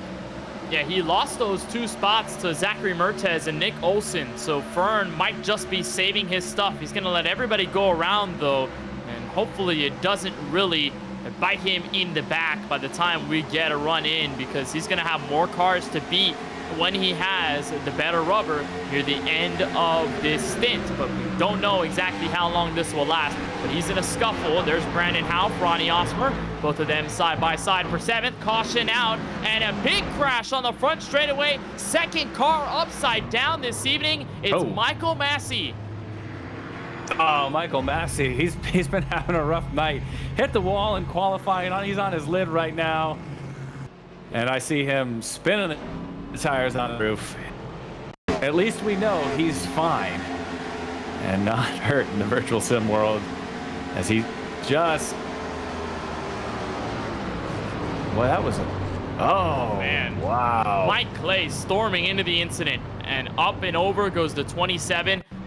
And Darren, talk us through this incident. Very different from some of the others we've seen tonight. It looks like Massey just tried to avoid getting into the wall, chased it down the track, getting loose. Yeah, it looked like he was innocent, but I thought the wreck was going to start with him getting a little bit loose, but he just chased the car. It was a Mike Skinner that got punted like that at, I think it was Charlotte a handful of years ago in the truck series, where another truck just drove right under him, and that's what happens there. But again, they get stacking up here. And there is another pedal in these cars, guys. It's a brake pedal, but at that speed, at that point, the closer rate's just so much, and then there's nothing you can do at that point. Ford Martin in it, a lot of good cars ripped up there. I see Gary Sexton spinning around. A big incident here on the front stretch at Digital Charlotte Motor Speedway. So here's a look at Massey. Right there, that car steps out. Does not want to hit the wall. That's minimal contact with Ford Martin, but when you're going upwards of 180 miles an hour, I mean, that minimal contact is going to result in a big incident. And as he gets absolutely sent from the rear, the 27 goes up and over. I'm not sure, Darren, that we should pull out the flip counter now, but the fact that we've seen 2 in the span of the last, I'd say, 20 laps or so might just make me do it. I'm going to be honest. I mean, I don't think we had 1 over at Daytona last week, did we? And that's where you would expect to see everybody on their lid. But yeah, let's not do that, Kenneth. But interesting little segment we had there, a green flag run. Let's talk about the action away from the drama in the back of the pack, and the Cabri boys really running away from that, setting a precedent, storming to the lead around Colin Fern, who's dropped now back to 5th. But the Cabri boys and those black racers looking real good out front tonight. Nice run for them here early in the going. Make that the dynamic duo. The Cabris putting in a lot of work early on. Corey Heim, by the way, out on pit road, got into the 89 of Mario Miranda, hence why he's got the damage. Let's bring in Mario Miranda, rookie driver here in the M&R Summer Series presented by Mach 10 Digital. Mario, I know, tough break for you. You ended up on your lid after the incident there on the caution flag. Just first of all, walk us through what happened from your eyes behind the wheel. Yeah, honestly, I don't really know. I was taking the corner like I usually do. I was going in that corner. I was wanting to experiment with the middle line because I saw Chase doing it earlier, and I thought it would kill his tires. But after, a couple of laps, he kept pulling away, and his tires never fell off. So I was thinking to myself that might be the line to go. So I just went to the middle, and I think he wanted to go to the middle too. But he was behind me. He didn't have any clear advantage, and I just felt like he just ran right into the back of me. And the way with how low the noses are and how high the rear ends are, it's just so easy to get spun. It was a tough incident there for you where you get sent around, and obviously not much you can do from there. But you put in such a great qualifying time. You ran up front. You got around a lot of heavy hitters in the Monday Night Racing Pro Series that have been around for a little while. In your first M&R start, just give us the experience and how you feel knowing that you had a lot of speed to keep up with those guys. Yeah, I feel pretty good.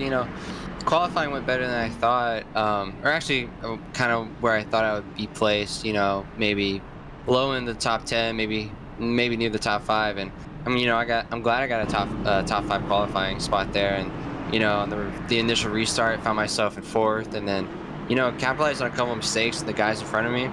Found myself in second and even found myself in the lead at one point. So, yeah, it was fun leading the field for a little bit. I wish I fought a little bit harder to stay up front, but I really had no idea how the tires were going to be like, but super glad and thankful that I'm in this series, and I got a little bit of the experience of the Monday night racing scene, and yeah, so looking forward to the next race.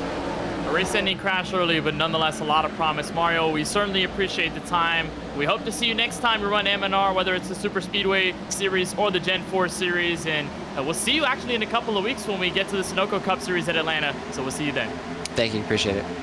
So that's Mario Miranda, rookie driver, who ends up in a early incident with Corey Heim, gets flipped over. He is out of tonight's race from Charlotte. Green flag back in the air, by the way, in the Next Level Racing 250. Battle for second, Nick Olsen. Darren had a really good run on Cole Cabre. Could not officially get down there for that spot, but here comes Cole looking under chase for the lead. Well, you think the Cabre boys might just want to ride that out a little bit tonight, but they are battling for the lead here in the early going at Charlotte Motor Speedway. Just really good stuff out of the Cabre brothers, and I was not expecting to go into a whole entire Cabre monologue where we can just say Cabre, now under Cabre trying to defend from Cabre when you're trying to identify which Cabre is Cabre, but still, they're going to settle things out. Cole going to the outside for the lead. Nick Olsen getting a big run in turns 1 and 2, and if you're Nick Olsen here, Darren, how do you push this? You've got two drivers side by side. I can imagine patience has to be at the utmost importance right now. Yeah, you just got to pray for patience here and wait for that that line to open up, as it looks like it's happening right now for Nick Olsen, as he's going to look low coming out of 4 on Cole Cabre, but no, just tucks back in the line. Good racing, smart racing here from the leaders at Virtual Charlotte Motor Speedway, as again, Nick Olsen looking low on the Cabres.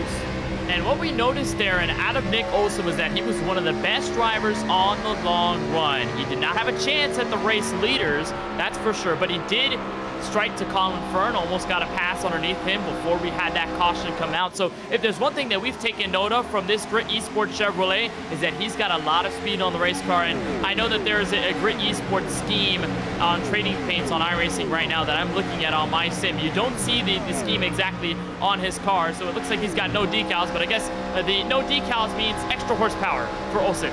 Yeah, that's what we talked about. The car's slicker, it's smoother, it's lighter, it's faster with no decals. So that's what we're dealing with tonight. At least that's the story that we're going to go with. And I think we just got word Cole Cabre was leading this race ahead of Chase Cabre, and out of turn 2, took the car to the bottom underneath the apron. Here he is heading for pit road. So what happened to wow. I don't know. I don't know if this is a strategy move or a tire going down or what, but a really strange situation for the leader here at Charlotte. Well, that is bizarre. And for the 51 car of Cole Cabre, he disconnects from the server, so he is out of tonight's Next Level Racing 250 from Charlotte. We're going to have to officially get confirmation on why that is, but that moves Chase Cabre to the front of the field. Olsen takes over second, James Bigford to third, Zachary Mertez fourth, and Brandon Half inside the top 5. And take a look at the drivers we're looking at inside our top 5 right now, Darren. 2 of them started 10th or worse. Bigford started 10th. 18th is where Brandon Half began tonight's race, so we've seen a lot of good moves forward in the field for both of those guys. And here's a look at Half in P5. Man, an incredible change of events right there, as we're coming up on just a third of the way through the race, but now only one Cabre at the front of the field has to hold off the rest of the field. And like you were saying, some great names that we've often seen. Ronnie Osmer, again, we're visiting him in his sim with that great Days of Thunder poster on the wall. Great racing for him, and despite him scraping the wall earlier on in the evening, he's still holding a pretty wheel now in 6th. He's doing really good right now, and that's exactly where he started tonight's race, so consistency being key, and that goes the same for Colin Fern, which I'm surprised, Darren, we have not seen more out of in this run. That last long green flag stint, that 96 was aggressive. He was inside, outside, you name it, all over the racetrack and passing everyone like if they were standing still. Fern is now a little sluggish, but I can imagine it's probably tire saving, and it's going to be at priority for him, but we're not entirely sure. Yeah, man, I don't know. He's fallen almost 2 seconds back at this point. He just has not had the stuff that he had early on in this run after he got tires. I don't know if they made some bad adjustments on that car during that pit stop or what, but Colin Fern steadily falling back through the field. Not the direction we expected out of our guest commentator from last week, who did call his shot. As now we got a battle of the lead going into 3, coming out of 4, as Nick Olsen is just trying to eke out a fender on Chase Cabry. Coming to the line, though, Olsen looks like he's going to lead that lap by a nose. Olsen is trying to get there. He goes to the inside still on that 39 car, but Cabry's going to fight back on the outside of turn 2. That's a favorable position when you're that car on the outside, Darren. You can pinch the guy down low. Cabry using that to his advantage, and James Bickford is just waiting for his chance to strike. You look at Nick Olsen's history here at Charlotte. Last time we were here was with the Xfinity cars back in season number 4 or 5, I believe it was 5, and that we ran the Xfinity cars here. Olsen came home where, Darren? Second place behind Corey Heim by 0.3 of a second. Olsen knows what it's like to be fast here. And now with Corey Heim having his issues in that collision earlier in the race, it could open the door, but the door is not going to open easily as the boys are battling up front side by side again, lap after lap here at Virtual Charlotte Motor Speedway. And again, the guy in the catbird seat in all of this, James Bickford, right there in 3rd place, just biding his time right now, probably saving his tires just a little bit better than these two guys running side by side for 1st and 2nd. And I wouldn't be surprised to see James Bickford pull a move here and take both these guys to the lead. Yeah, you're right. As they're side by side and pressuring each other for that first spot, they're going to be wasting their tires, no doubt about it. Bickford can just hang back and say, "Oh, I like this battle up front. I'll just stay where I'm at, run my line, be consistent, and sooner than later, I'm going to take over one of these positions, whether it's second or whether it's the lead." Cabry's going to keep his foot in it. He's still on the outside. They're going to approach lap traffic here in the form of Mike Clay, the 88 machine. He's got some heavy front end damage, so how do the leaders propose this pass around the lap car? Well, they don't even have to do the work, so it looks like Clay's going to move to the apron, courteous of him to let the leaders by. And Zachary Mertes, Ronnie Osmer go at it for 5th. We're seeing many drivers starting to accordion here, Darren. It's been a lot of fun. It's been a great race, a lot of green flag racing tonight, a couple really serious looking cautions as they battle for the lead continues. What a great event, though, as Cabry looking low on Olsen in 1, and he might have the advantage if Nick Olsen can't hold the momentum up top, but it looks like he will coming out at 2 down the backstretch.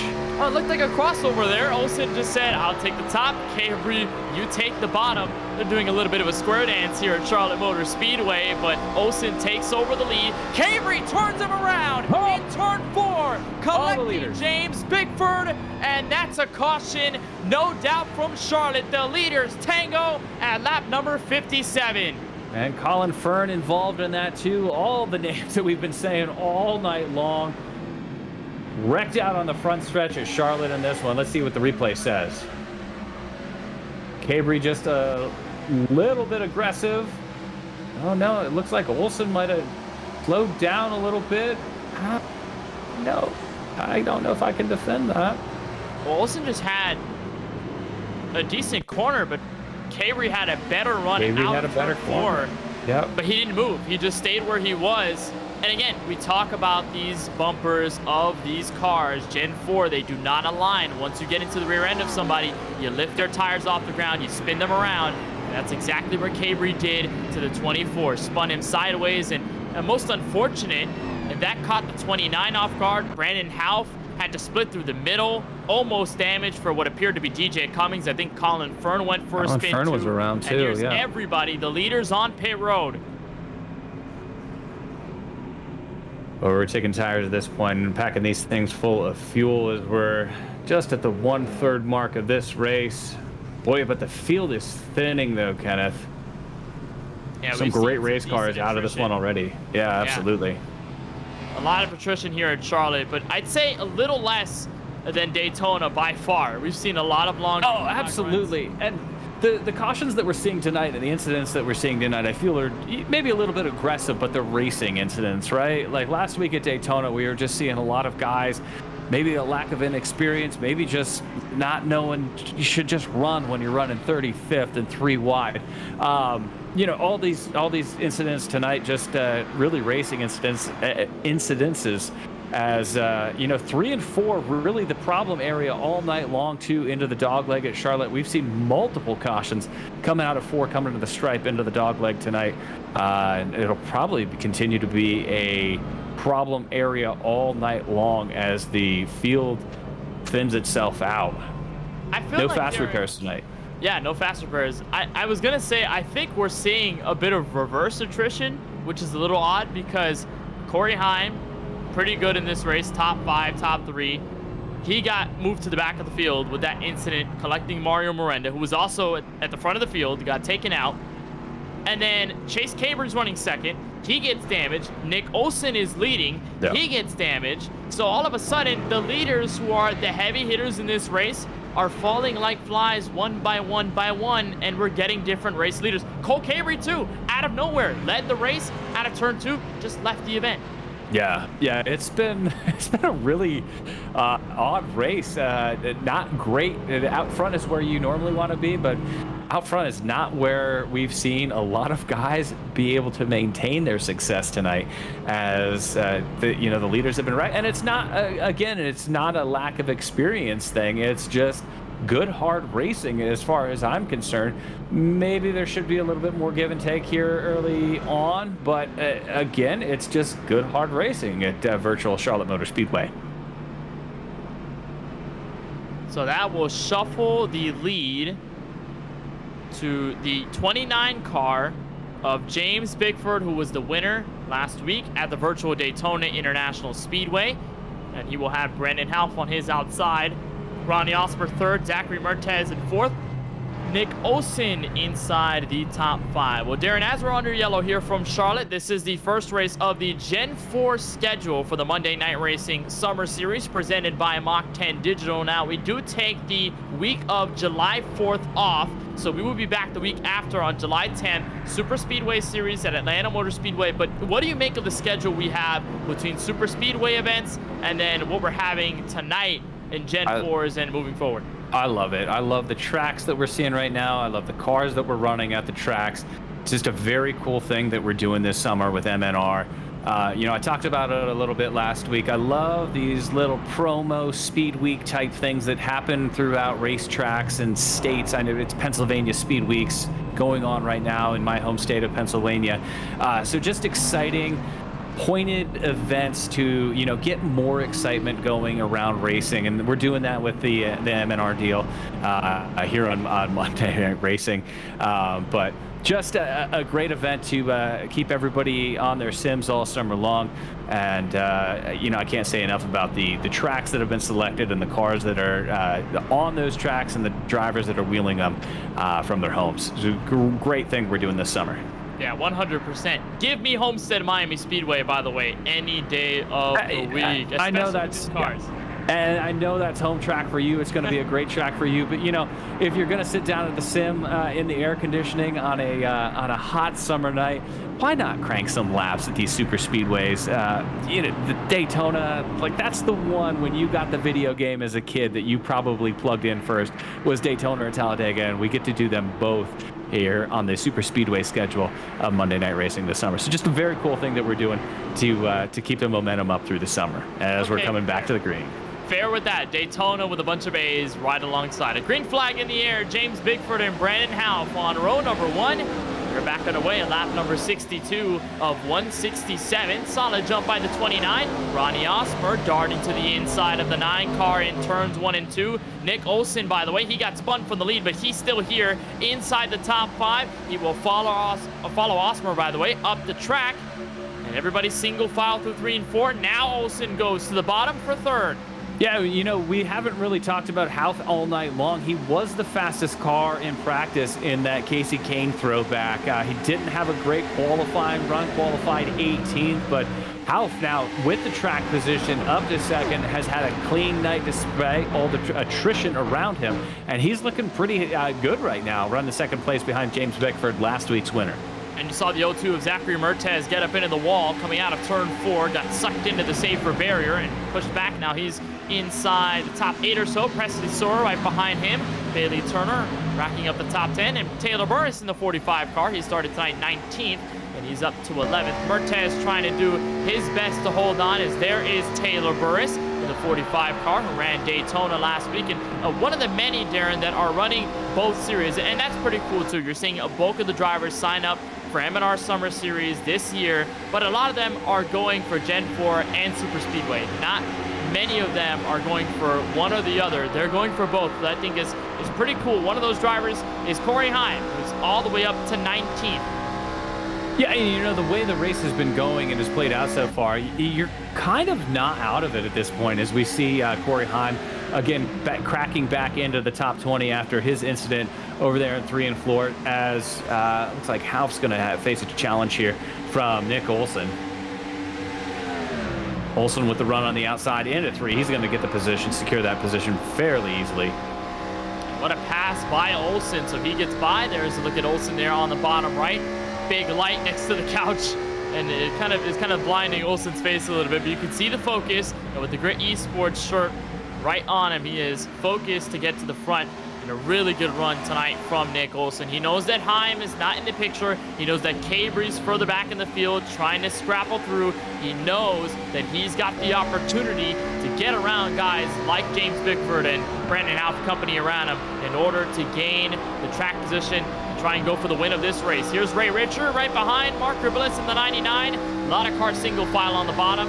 To get stacked up kind of quick. Got to be rather careful, Darren. Yeah, we're watching Richard right now. We haven't really called his name all night long, running 19th at this point. A fairly clean race for him. You know, he's holding it pretty real. Not a ton of experience here in Monday Night Racing, but he's up there battling with some of the best. Just got passed by Corey Heim, but he's marching his way up through the field. And the way the race is going, with the leaders finding the wall, who knows how great of a finish he could have here at the end of the night. 100 laps from now, 100 to go. Long way to go. You saw the big run that Brandon Half got on Nick Olson, and I almost thought the 24 got into the wall, but he did not. Just did not have a good corner whatsoever, and Half really picked things up. An onboard look here from Ronnie Osmer in the number 55 car, so he'll take the draft off of the 9 right in front of him. And the driver out of Pearl River, Louisiana, is going to try his best to get there to that number 9 car, but there's a big pack building up behind them. And how about Rocky Hartpants in the 71? Absolutely. Darren started 24th. He's up to 6th. Him and Matt Stallneck, some of the biggest movers tonight. Yeah, the Hart piece just been marching through the field all night long. That is another name that we haven't called all night long, but having a great run, has dodged the wrecks, has played the strategy right on the tires, and he continues to impress, running solidly here in the top 10. What a call out to James Bickford as we've been walking through the field and talking through the field. He's pulled out to a 2.5 lead over Nick Olson. So that's the first time we've really seen all night long a leader be able to get away from the field. And of course, it's going to be last week's winner, James Bickford, doing so. Well, there's nothing better, Darren, than winning the race last week and just bringing that momentum to the next race onwards, and that's exactly what Bickford is doing. He started in 10th, and it's been a rather consistent race and really clean for driver number 29, but as soon as he got that first place spot, boy, has he ran away with it. We'll look further back. Here's with Zachary Mertes in the 02. He's back here because he hit the wall, so hence he's trying to fight for position here.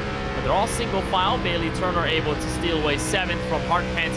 He will look forward to Matt Stallneck in the number 41 car. But looking on board with Mertes, Darren, it gives you a good look of just how physical it is to stay behind the wheel and keep this Gen 4 car in control. Again, you've got some downforce, but it's not a lot, and you have a heap of power underneath the hood. That car is basically with the steering wheel to the right at all times when you're on the throttle. Absolutely. Yeah, even when you're on the straightaway, you're not going straight. You've got that Twisted Sister walking sideways down the back straightaway. As, again, these gents just keep sawing back and forth on the wheel. We say the same thing out of Taylor Burris. He's currently in 11th, right behind Presley Sora, and again, just working that wheel, even going down the back straightaway here at Virtual Charlotte Motor Speedway. Great look at what these drivers are going through and the effort they are putting in to put on a show for you here on Monday night. Just look at that. He's steering right. He's straight. He is barely turning that car to the left, and that's how you rotate a Gen 4 to 1.5-mile track. Here's a look at Matt Stolnick in the number 41 car, so he is right behind the 21 and Max Kennan. Again, good look at what these drivers experience behind the wheel, and with the camera from Stolnick, you get an even better look, as I think he's got the broadcast on his TV right alongside, as there's Bailey Turner to go on the inside for 6. Well, I tell you what, unrelated to everything that's going on at the track, I said earlier that the coolest part about Monday Night Racing and sim racing was you're able to have your dog at your feet. I'm in the middle of a thunderstorm right now here in Pennsylvania, and we are still green flag at Charlotte Motor Speedway. That is maybe my favorite thing about sim racing, is the weather is controlled and there are no rain delays. Oh yeah, 100%. I know as a Miami, Florida native myself, I see rain, I think, every day. In the summer especially, you get a lot of rain here in South Florida, and with hurricane season on the horizon, weather is bad. And I mean it, weather is really bad at a lot of times. But when you can see the great weather controlled in iRacing, I mean, we don't have rain yet though. So Darren, I mean, I don't know if you're going to jinx that, because rain is coming to the sim. Yeah, right. That throw a wrench in every. Hey, you know, we have a 2-hour time delay, right? So that's when the weather is coming, I guess. At least we can call it that. I can't wait for the moment we have rain in the sim on ovals, and then we just have, all right, rain is coming in approximately 20 minutes. Strategize, push, now go to the front. That would be so cool to see. James Bickford still in your race lead. We're watching this battle here for now about 7th or 8th, but that is Ford Martin, a lapped car. So he's going to back out of this. He's going to fall to 30th. He's 22 laps down, so he's been in 30th for a while, but it's been a rough one for the Mach 10 Digital Chevrolet, as there goes Presley Sora and Taylor Burris. Well, it looked like back at the front of the field, toe, I'm just watching timing and scoring. It looked like Nick Olson's been able to chop Bickford's lead and about half as we're continuing to watch Ford Martin. But yeah, again, just that's the great thing about sim racing too, is these guys do persevere through the challenges. You know, Corey Heim hit the wall hard. He could have disconnected, but he's still here battling. Same with a lot of these guys that have been caught up in some of the attrition here through the first half of the race. And speaking of those guys who are at the front of the field, you talked about it. Corey Heim, he's in 14th. Chase Cabry is in 12th. And so those guys have been running up front for a while. There's Cabry. I feel like ever since they had that bit of damage, they fixed their cars, they've been back out on track, the pace has not been as quick. Surely they've caught up to a couple of spots, but it has not been as big as we maybe expected.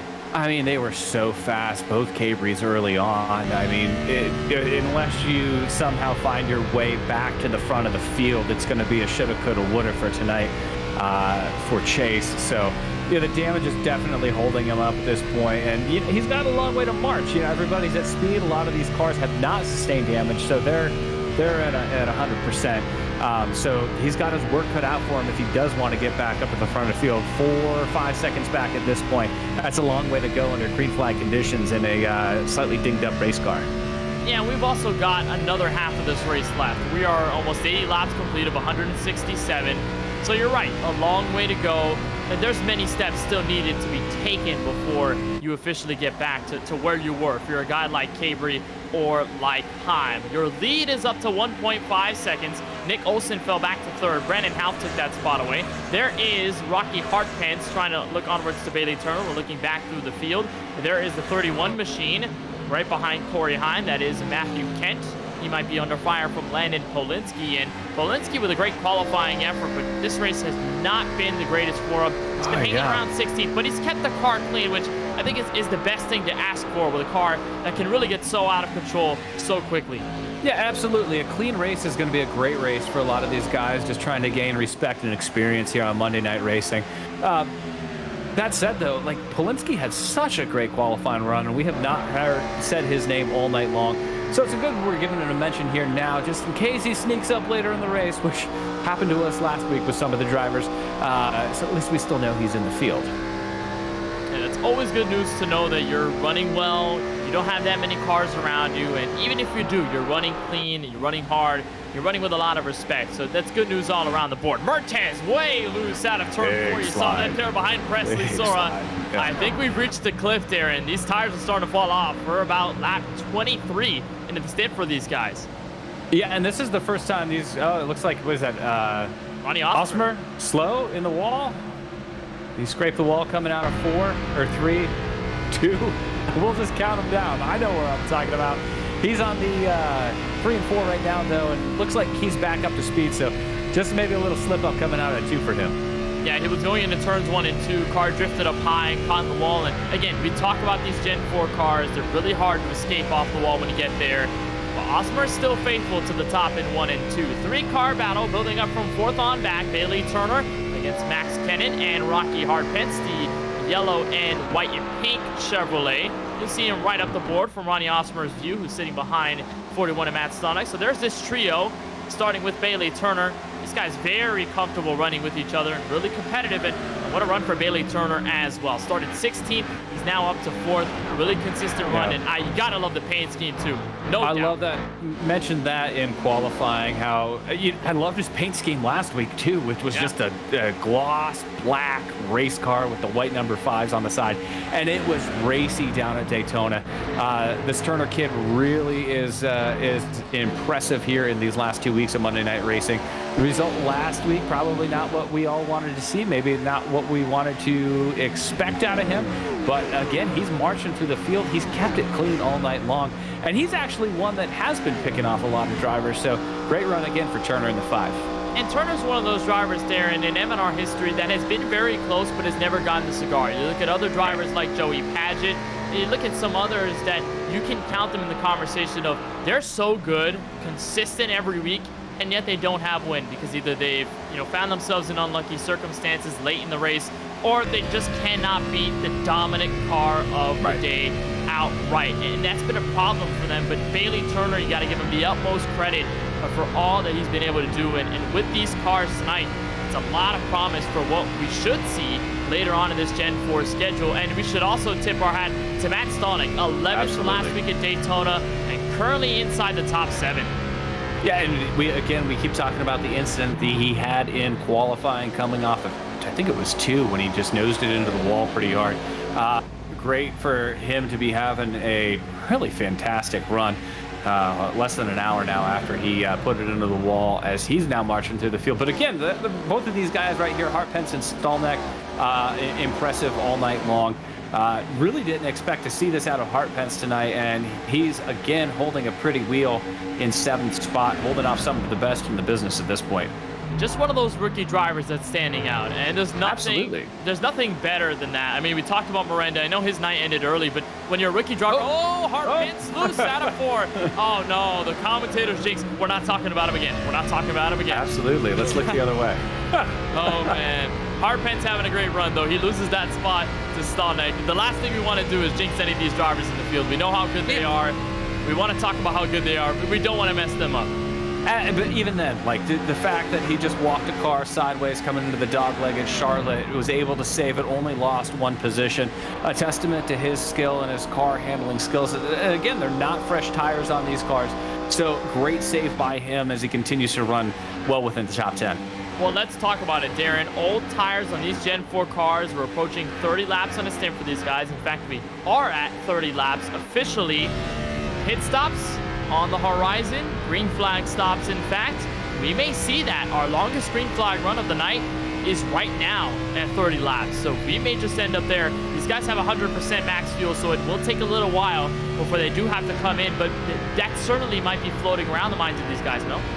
Well, and for some of the guys in the back of the pack, too, like maybe short pitting will come into play to get some track position. The strategy's got to come into play for some of these guys in the back, or just the guys like Colin Fern that have lost track position due to incidents. Corey Heim still only running 14th. He's got to try something to get up there with a dinged-up race car.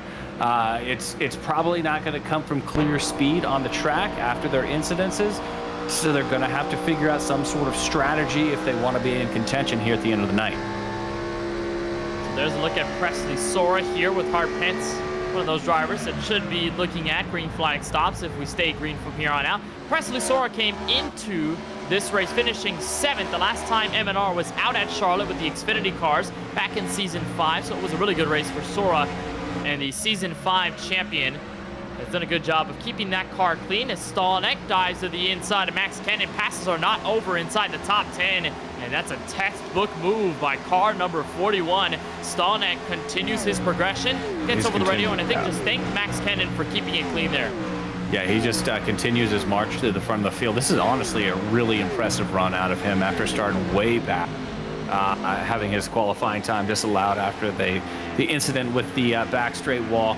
It's a great run for him coming up through the field. Honestly, what a fantastic race we're having. We've had just some really dramatic crashes. We've had some great racing, some great side-by-side racing.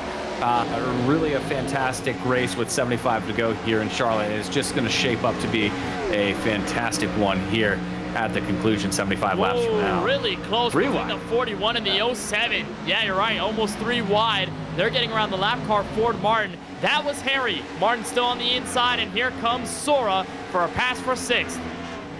And Presley Sora, Monday Night Racing champion from a few seasons back, he's been really kind of quiet all night long. I don't think we've called his name very much as he looks a little loose in the center of the corner, but able to complete the pass there on Max Kennan. But Presley Sora now marching to the front of the field. And again, a lot of these names that we have seen in very many seasons past have risen to the top here as this green flag run progresses at Charlotte.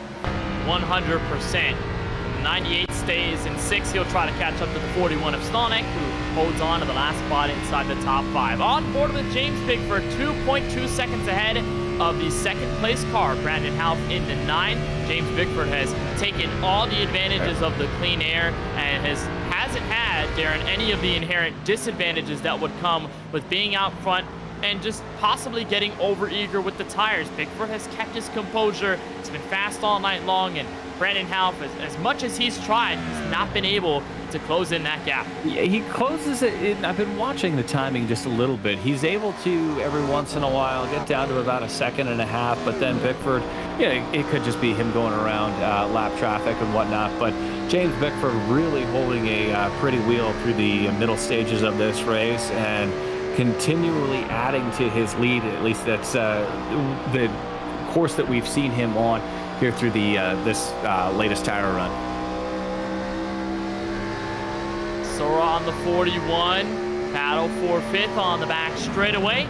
72 laps to go here from Charlotte Motor Speedway, and Sora will make it look easy on the inside. We cross the line for what is 37 laps on a stint for the drivers out in front, and not many battles out there. We're looking at a lot of single file car trains or just drivers all by themselves. And do you think, Darren, this is the most dangerous part of the race when you're a driver, or is it way more dangerous when you're more stacked up on a restart?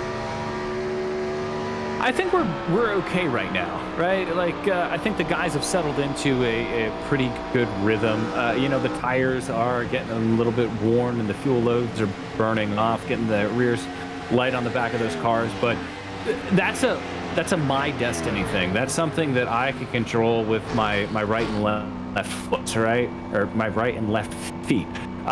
So I'd rather be on worn tires as we see pit stops, starting with Nick Olsen pitting out of the top 5. But I'd rather be out there on my own on worn tires than stacked up on a restart with fresh tires and all the chaos around me. Oh yeah, cautions do breed cautions off for restarts. You saw Nick Olsen there come on for pit road, so he's the first one to strike in the lead lap car field. And speaking of cars in the lead lap, we do have around 23 cars that are still running on the lead lap. Francis Pelletier, the last one holding a lead lap position. Nick Olsen has gone 1 lap down from the leaders, virtue of his stop on pit road. A good look at Ronnie Osmer in the 55 as Adam Boyles in the 22 car has also come in. So slowly but surely, Darren, we're starting to see these guys filter down to pit road. Just might be a statement of what's to come as leader James Bickford is in. There we go. As I say that. Floodgates are going to open now, boys. Everybody is going to be coming in for those fresh, good years as James Bickford's going to come down, obviously taking 4 at this point in the race with 68 to go. And I'm surprised because these guys are going around lap 40, lap 41 on their stint. Are they confident enough that they can get to what's going to be the marker for the end of this race at around 68 laps to go. More drivers are queuing their way in, including the 5 of Bailey Turner. Never mind, it looks like he's going to stay out. Looked like he was slowing down quite a bit, but some more drivers are entering. Chase Cabry, Max Ken in the 21 and the 39 are in as Brandon Houff takes control of the lead. And how about Corey Heim? He's going to take a step down too. So if we've just gone 40, I think that's what you said, right, Ken? So if we split that 40, at this point, you can split this final run in half and be good to go to the end. So it looks like that's what a lot of the guys are doing at this point. So here's Brandon Houff in the 9, still not coming in. We've got a battle for second, not too far behind this 9 car, the 5 and the 98, Bailey Turner and Presley Sora. Looks like Sora has that spot. Now we'll continue to watch out on track who comes in and who stays out. But look at the difference on tires between Sora, Turner, and then everyone else that's going to come hurtling behind them. Guys like the 19 machine, the 71, Rocky Harpins, they're going to come into frame. There's the 19 car who goes right there, and he's going to get around them like they're standing still. That's Francis Pelletier. And, you know, like that's this is probably one of the more dangerous parts of the race, at least nerve-wracking for those guys that have pitted. They're just hoping a caution doesn't fly right now and trap them possibly a lap down, as we've seen James Bickford now flying by, trying to unlap himself before the leaders right now, Brendan Houff, can pit. We got some more takers. Taylor Burris, Landon Polinsky, the 45, the 28. And as we look onwards toward the pit strategy, we do have word from our producer, Ryan Bauer. Nick Olsen has jumped the James Bickford car in the 29. That's for the net race lead. So Olsen, with a bit of an undercut by around 2 laps, comes in and has the proverbial spot. But James Bickford has a lot of speed. We'll see how he can catch up as Brandon Houff will rely on whether he comes in this time. I mean, visually, he has a significant lead over Bickford right now. It was 2.5 seconds, I believe. Oh, and while we're 3 wide right now, that's going to stack things up. Nick Olsen trying to go through the leaders. Bickford is right on his tail. He caught up on that checkup from the 24, and he's got eye on the Grit Esports Marketing Chevrolet. Just great racing, great strategy, great racing, just great competitive energy coming out of virtual Charlotte Motor Speedway tonight. As still though, I'm surprised we have not seen Houff come in. He is running a strategy that I can't figure out at this point. I don't know if he's going to just run this thing dry, hoping on a caution, but with the previous leaders unlapping themselves at this point, it doesn't really make sense that why he's still staying out there, as we see other guys pitting at this point, to include Stallneck, Hartpiece, and Cummings. Yeah, I'm surprised that Houff has stayed out this long, and that goes the same for Presley Sora, Bailey Turner, Ronnie Osmer. I'm not as surprised by Colin Fern because he was far back in track position. Houff is way hard on the brakes. He's going to come in. He will bring in all the leaders, third with him. So Sora, Turner, now Osmer, all of them are in. Looks like Colin Fern is going to stay out. He'll take the lead. Zachary Mertez is going to come in behind these guys, and he'll be in. And now it's all on James Bickford and Nick Olsen cars to get around and shuffle back to the lead. Yeah, now we see Bickford right now. He, in theory, will take the lead back as he's coming back. He's past Osmer, or Nick Olsen, I'm sorry, and Bickford will take the lead. No, Colin Fern's still out on the racetrack. It's Fern and Matthew Kent, first and second. Both of them are staying out. We're going to wonder when Kent is going to come in. That's right now. He hops on the brakes. The 31 car is officially coming in, so shuffle Bickford to second in just a couple of moments. And here's Fern. Look at the battle behind them. That's Turner and Sora side by side. And on board with the 96 machine, Darren, he is clutching. Fuel saving with 60 laps to go. Oh, but even then, guys, like I guess if you come in now, you can short pit at the end. You can maybe just go for a splash and go in the race as Colin Fern again flies by the entrance to pit road, clutching and just trying to save as much fuel, but he's only got 12 seconds up at this point. He's going to fall well back through the pack once he does make this pit stop, if the caution flag does not come out, and there are no signs of it coming out at this point. Colin Fern between a rock and a hard place with 59 to go at Charlotte. Well, with Fern's strategy here, he was so far back in track position. This is what he has to do if he wants to get to the front. He can bank on a caution, get some fresh tires, get the fuel to make it at the end of this race, and he'll be okay. And this is a strategy, Darren, that can be turned back to the next gens at Atlanta a couple of seasons ago. Season 4, that got him into the championship round at season's end. He stayed out until a couple of laps to go on old tires. Caution came out. He got fresh tires and then stormed through the field for the win. This is exactly what I'm seeing right now out of Fern. Doesn't pan out, though. That's a big question mark still. Yeah, the James Bickford car is closing in at several seconds a lap. I'm just watching now 5 seconds go down, 6. It's now at 5 as Colin Fern is coming in. That's why it's dropping so quickly. Colin Fern finally dropping in on pit road. So Fern is in. He does not get the yellow to give him track position, so he's going to end up on pit road. Nick Olsen, James Bickford are going to be the first 2 cars, but Bickford has the lead by approximately 1.5 seconds. Colin Fern will fall back to the field, and look at this battle behind. That's Zachary Mertez in the 02, Mark Rebillis in the 99. That's a battle going on for 20th, and they're 3 wide. And this is what we saw at Daytona last week. Guys in the back of the pack going 3 wide, but it looks like these gents will make it stick. Great racing in the back of the pack here at Charlotte, as the field is really strung out at this point. Nick Olsen's within 2.5 seconds of James Bickford, but just hard racing all around Charlotte Motor Speedway. Colin Fern is going to cycle out of the pits. He is going to be 1 lap down after his pit strategy call, running about 18th position as he comes up to speed down the back straight. I'm going to have to say, though, Darren, how scary is that if you're Nick Olsen? You're getting stormed by fresh tire cars battling for 20th around you 3 wide. Right. That has to be super scary. Absolutely.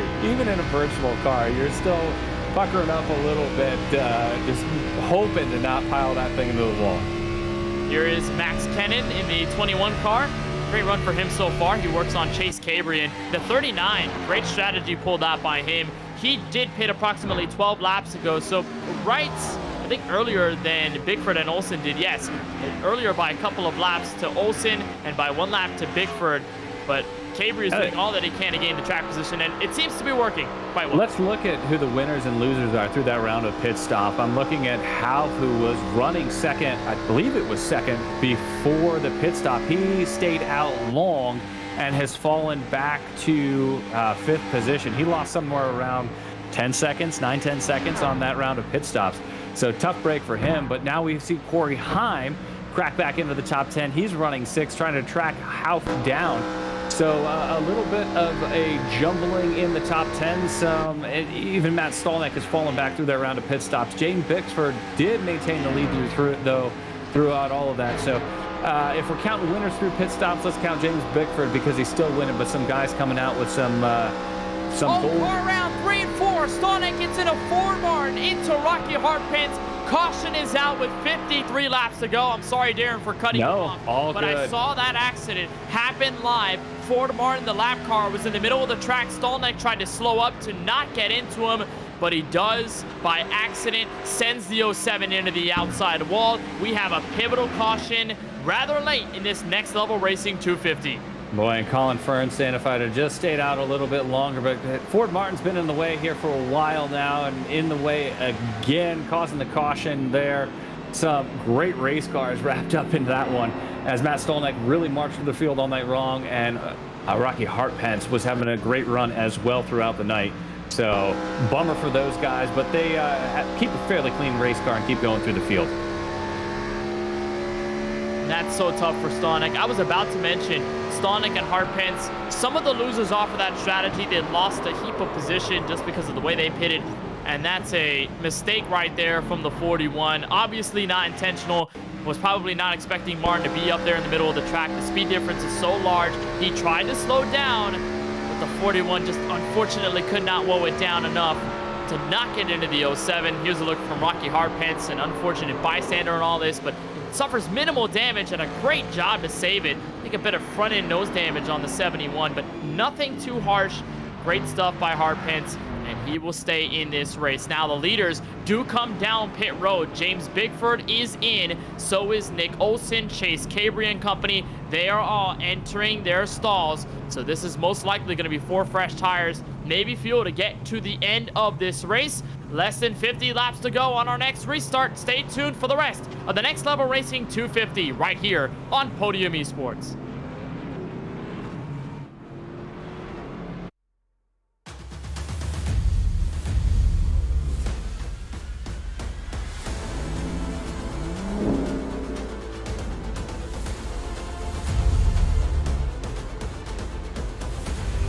Request permission to engage with the task conducting smash. Over.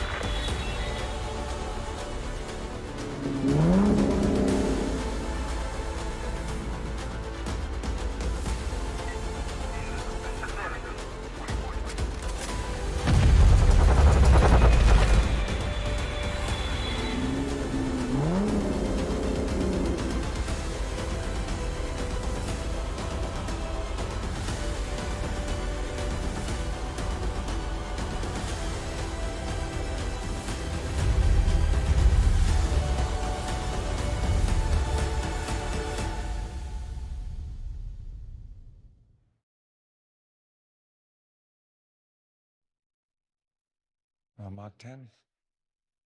Let's give Mach 10.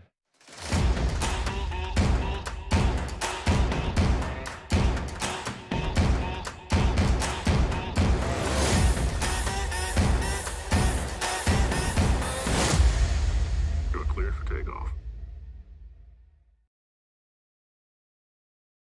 FrontStretch.com, providing up-to-date news, analysis, and commentary on all the latest in the world of motorsports. Check out Front Stretch YouTube page for post-race content after the checkered flag waves for most NASCAR events, giving you up-close interviews with your favorite drivers and the stories that matter each weekend. For the best seat of the track and the best view on the web, visit FrontStretch.com.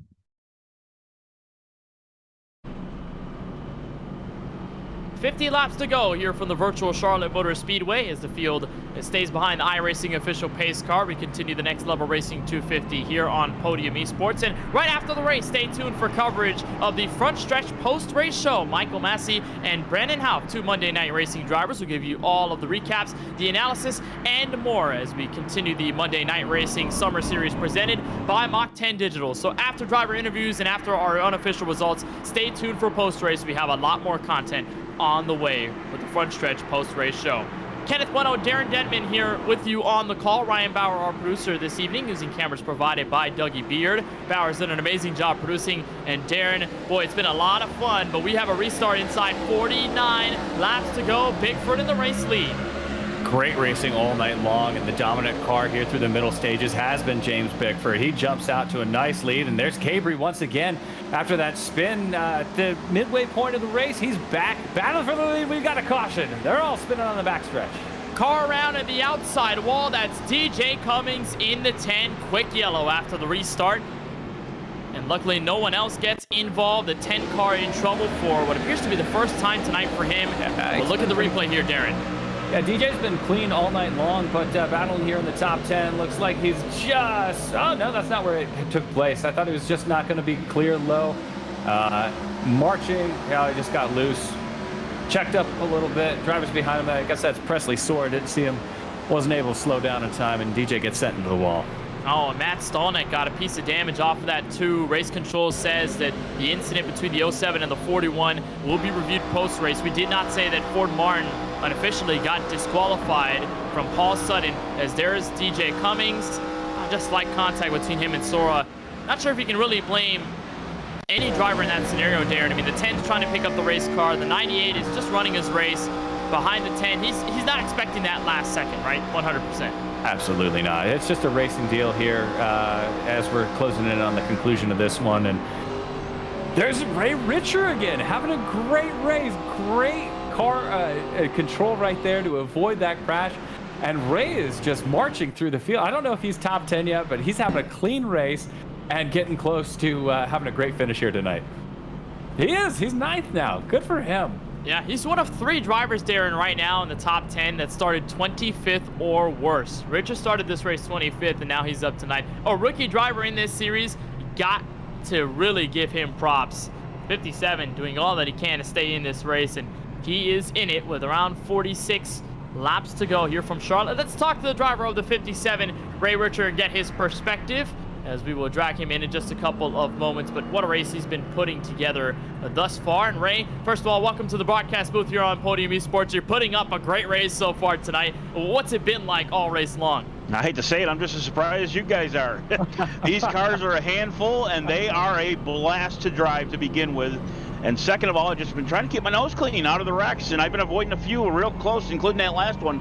Just happened right in front of me. I had to go to the infield to avoid that one, too. Hey, that car looks like it came right out of the car wash. It looks perfect out on track tonight. Darren, you had a question for Ray? No, I was just going to compliment Ray on that car control he had there, getting through that crash there, unscathed once again. We're rooting for you up here, Ray. It's been fun to watch you come through the field. Keep it clean tonight.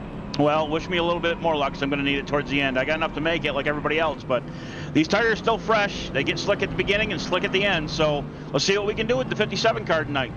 Hey, best of luck. Ray Richer, driver of the 57, inside the top 10 after starting 25th. What a run it's been for him. And according to our producer, Ryan Bauer, Ray Richer, former podium commentator. So I guess the love from the podium commentators now to him out on track. And I believe Richer was, if I'm not mistaken, a driver in the Sunoco Cup Series a couple of seasons back. I remember Richer's name out on the racetrack. I think he was a part of the current SK Sim Racing group. Ray Richer used to be driving in the Sunoco Cup Series, so I remember that name a lot. Ray Richer, great to see him inside the top 10, and he's all smiles right now. He's got a lot of drivers in front of him, though, if he wants to get to this win. Still a great chance to do so. 46 laps to go, and let's talk about it, Darren. Longest green flag run of the night by far that we had before a recent caution with Stallneck and Ford Martin.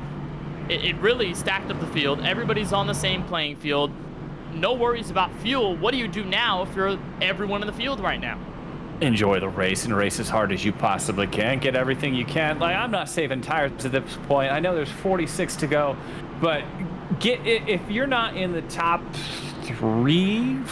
top five at this point, you need to be there to set yourself in a position. And I'm going to burn those tires up right now to put myself into that position. Maybe a late caution changes things for me, but you need to be up front, especially as dominant as James Bickford has been through the middle stages of this race. You're going to have to use up what you have to stay close to him, to put on a show at the end of the night and have a chance. You're going to have to keep the clock in mind, too, because we're going 167 laps. But if we cross the 2-hour mark, this race is over, even if we don't get to 167, the magic number. Green flag in the air once again from Charlotte. A good start by James Bickford before turn 1. Chase Caver's going to hold on. Battle for third. Max Kennan, Nick Olsen. They're going to try and pressure each other going on to the back straightaway. But this is only going to allow the top two to somewhat break away and get some elbow room into 3 and 4. Boy, this is going to be a true test of who really has the best car. We saw Cabri have a great car in the early stages of the race, but then James Bickford got the lead and has been dominant ever since. Now those two are equally matched up front, and the battle is on for the lead with 44 to go. Max Kennan, a two-time winner in M&R Pro Series history. Olsen, unfortunately, has not been able to get to victory lane yet, and they have both been rather fast tonight. And look on board with Steve Font, one of the drivers as well, to enter the top 10 for the first time this evening after starting in 32nd. He's got a lot of good talent around him, though. Brandon Houff, Ray Richer, Corey Heim, among those trying to get back to the front. Just watching these guys come through the virtual Charlotte Motor Speedway. Single file right now throughout most of the field, and these boys just look like they're content. Interesting to watch Corey Heim, though, broke into the top 10, marched his way up to 6th before that last caution. He looks like he's trying to take over the 8th position at this point, but Corey Heim, after that unfortunate contact with the wall with about 30 laps into the race, still continuing to try to dig out of the hole from that as Steve Alfont sideways coming out of 4th. And here's Bailey Turner looking onwards to Nick Olsen. This could be a pass developing for 4th. Max Kennan is held on to 3rd. But a guy like Corey Heim, Darren, you reckon that he needs this run to go a long way and to go his way. He's faced damage all night long. He's been stuck in the mid-pack. He has had nowhere to go. Now that he's got a sniff for the top 10, he's got to make the most of it 150%. I think some of these guys that are in that second half of the top 10, that 5 through 10 position, 6 through 10 positions, they're going to need some cautions. They're going to need some good strategy to work their way into that top 5. At this point in the night, I'm really thinking the winner is going to come out of that top 5, but it is Monday night racing. We can have drama. We can have anything but rain delays. So it's going to be exciting over the next 41 laps. And strategy is going to play into this too. Yes, fuel is not a concern, but tires are. You need to hold on to your set of tires before this race is all said and done. As there's a look on board with Ray Richer, he's running by himself. He is fallen off a little bit to the top 12, but still a good run developing. Taylor Burris has gone by. Steve Alfont and Brandon Half going at it. As here's the trio from third on back. Olsen and Turner starting to heat things up on that 21's rear bumper. Just incredible racing. I cannot describe how much I've enjoyed this racing tonight. We've had strategy, we've had long redirect runs, we've had great side-by-side racing, we've had 3 wide passes. If you're not enjoying the performance that these guys are putting on tonight, I don't think you're a race fan, because this is incredible stuff. Virtual or not, some of the best racing I've seen all year happening here at Virtual Charlotte Motor Speedway on a Monday night. And again, it's a different tune from last week, Darren. Daytona with the next gens, how crazy that race was with the amount of cautions we had, the big packs, and all the things that came with it. But tonight, you have such a different style of racing.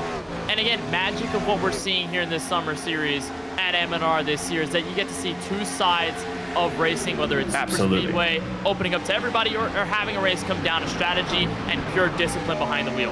And that's what we're seeing tonight. And, you know, the finish last week in Daytona was fantastic, but it took a long time to get there through all the cautions, right? Like, this is a pure race. I just listed off all the attributes that we've seen in this race so far, and we're, what, only 130 laps in at this point? Still with 38 to go. So we've seen a great race, and we're shaping up for a fantastic finish. James Bickford with about an 0.8 of a second lead, but it's really, I would say, anybody in the top 5 at this point, if this thing goes green, it's going to be a great race up to the finish. And you're going to have to watch out as well for what guys like Cabry can do to Bickford, right? Because the 29 pulled away from guys like Brandon Half and Nick Olsen on a long run. But the question is, does he hold on with a different caliber driver behind him? Chase Cabry's been fast all night long, and there's no question about that, but it's just about whether he can execute here in this last stint. There's a look on board with the 39. He is about, I'd say, a second and a half over Bailey Turner, who's maintained third, got over it with Nick Olsen and the 21 Max Kennan around him, but Cabry has stayed there. 0.7 of a second between the two. It was a little bit faster last lap by. Right, and in Daytona last week was such a crapshoot, right? Like, people are coming out of nowhere at the very end with all those green-white checkers to make a play at the lead. Dale Tanhart, one of those, and honestly, James Bickford came out of really nowhere to win the thing. But we've seen the guys that have been good all night long progress through the field. Those are the Turners and the Olsens, and even Matt Stolleck coming back after last instant to run top 6 at this point. It's good to see hard work and good driving showing up here at the end of the race with what could potentially be a great result for some of these guys that have really worked all night long for it. Hey, how about guys like Adam Boyles, 15th from 34th? A lot of these guys making great runs, and it's so good to see. Rookie drivers, guys who have been around for a while, who haven't really experienced runs at the front or haven't experienced wins all too much. Man, it's been so fun to watch as there's Corey Heim right in front of Matt Stolleck and kept tabs on Boyles, who's looking forward to Landon Polinsky in that 14th place position. But this line, led by Heim, 6th on back. And actually, last time by, Heim was faster than Kennan by over a 10. 30.803 for Heim, 30.926 for Max Kennan. So should watch that battle for the 5th spot develop in a little bit. Meanwhile, Colin Ferd kind of struggling a bit, Darren. He's trapped in the midfield. Yeah, Colin Fern tried to, he was fast in the early going. He got up there, took the lead, and just kind of has not been able to get, we got one sideways. It's Richard. Richard sideways, looks like he's going to save it, though. Keep it out of the wall. Great save. Richard down the back stretch, and we stay under green. What a way to keep it together. Ray Richard loses track position. That was contact between himself and Landon Polinsky in the 28.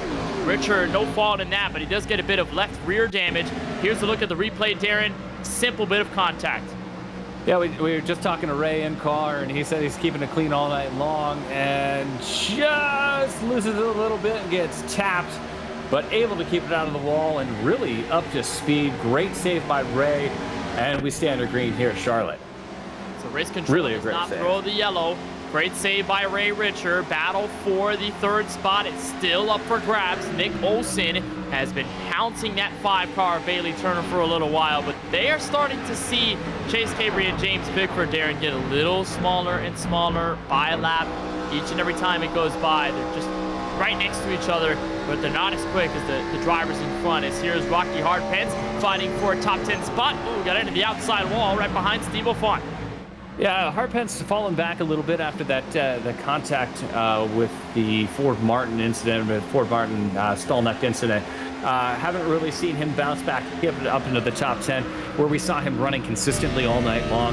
A little bit of a bummer for him, but still got 30 laps to go to make it into the top 10, running 12th at this point. And here's Taylor Burris, Florida native inside the top 10. Boy, he's fighting the wheel out of turn 2. And just, again, the great runs by these drivers tonight here at Charlotte. Burris in a 10. Steve O'Font, the Milton, West Virginia native, he's out in 11th.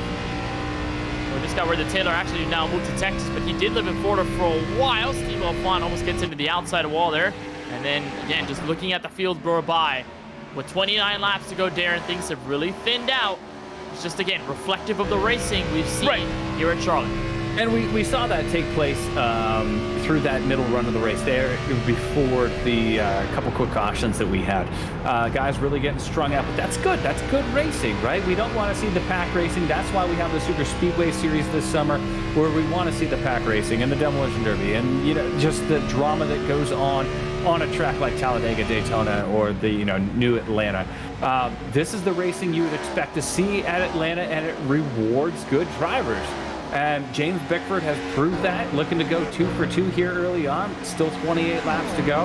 And Chase Cabry's going to keep him honest. Yeah, it's about a second lead at this point, but seconds can go away in a second if Bickford slips up just here in a little bit in the last 28 laps.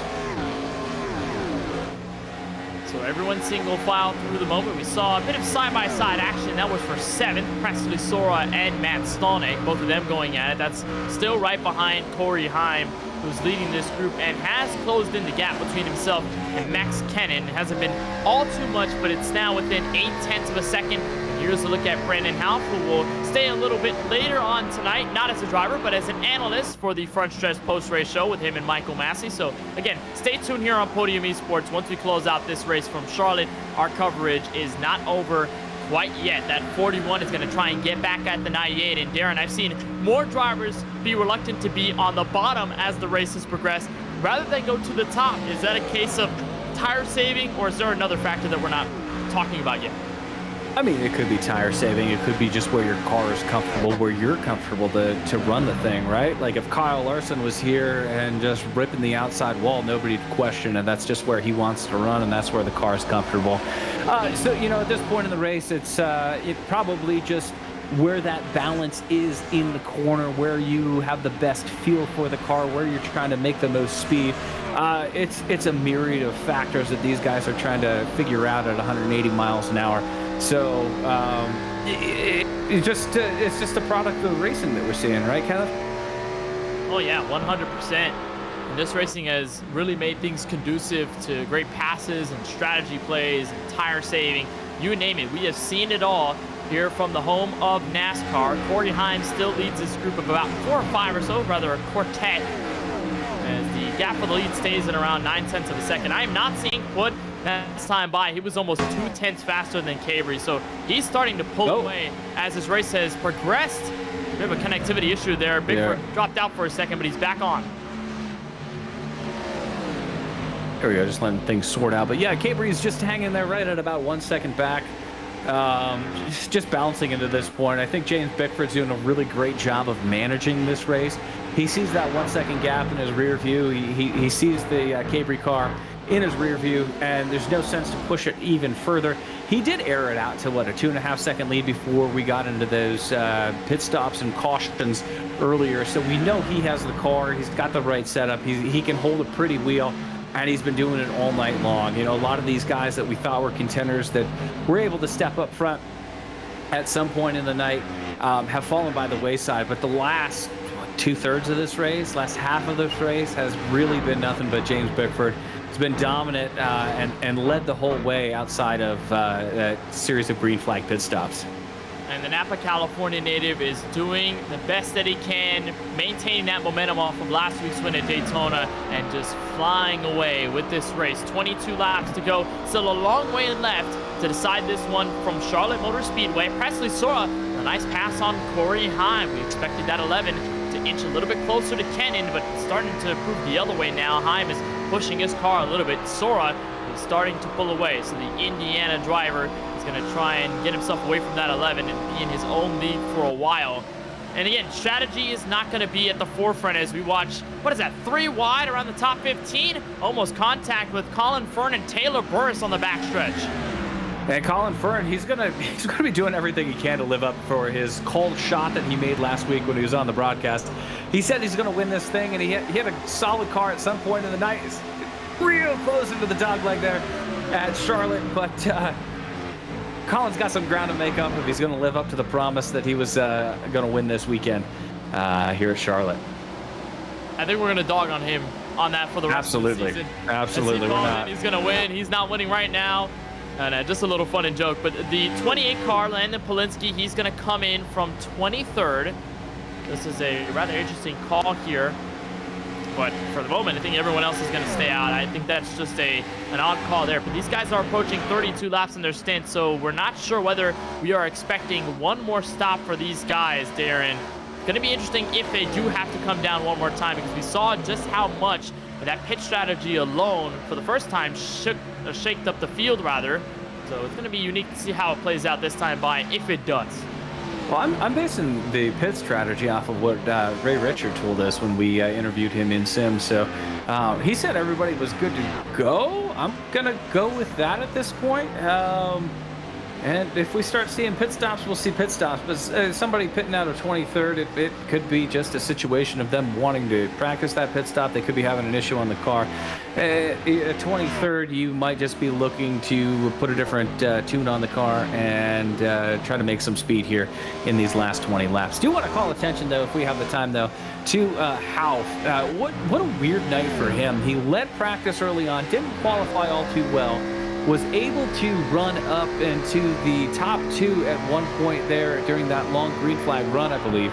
And then has just kind of fallen back and is running in the latter half of the top 10 all night long. Not making great speed, currently running 8th. But I guess overall a solid night, but we've seen flashes of brilliance, I guess, out of the 9 through practice and the race tonight. And here's we get down to the nitty-gritty, as he's sponsored by Grit. Just kind of a weird, frustrating night for the 9. But I'm not sure if I would call it frustrating 100%, though, because if there's anything that we've seen out of Hauff is that he's consistent. Daytona last week, where did he finish? He finished 8th. He's 8th right now on the racetrack. So pair of 8th place finishes, maybe, but he's going to get a chance on Presley Sora here for 7th. So maybe this is going to be +1. Yes, it is. Sora, it looks like quick success on Corey Heim turned into some fall off here later in the run. So Heim gets the spot back. He settles in a P6. 7th will go to Brandon Hauff, and he will have a chance at Heim before this is all said and done. Nick Olson and Max Kennan, they are going door to door for what's going to be 4th as we look further back. This is Dylan Connolly in the number 95, who's currently 15th. And as Kennan and Olson go side by side, keep swapping positions. And again, let's give a shout out to Corey Heim. We know he's the pro in the field, but battling back from hitting the 3rd turn wall, getting wrapped up in a caution early on in the going. Really solid recovery from him, running 6th. I know he was really the favorite going in, the pole sitter for this evening, but a really solid rebound for Heim in the 11 is he's looking to crack into the top 5, and who knows, with a caution and a little bit of strategy, what we could see out of him over the next 14 laps. Solid recovery, though, for the 11.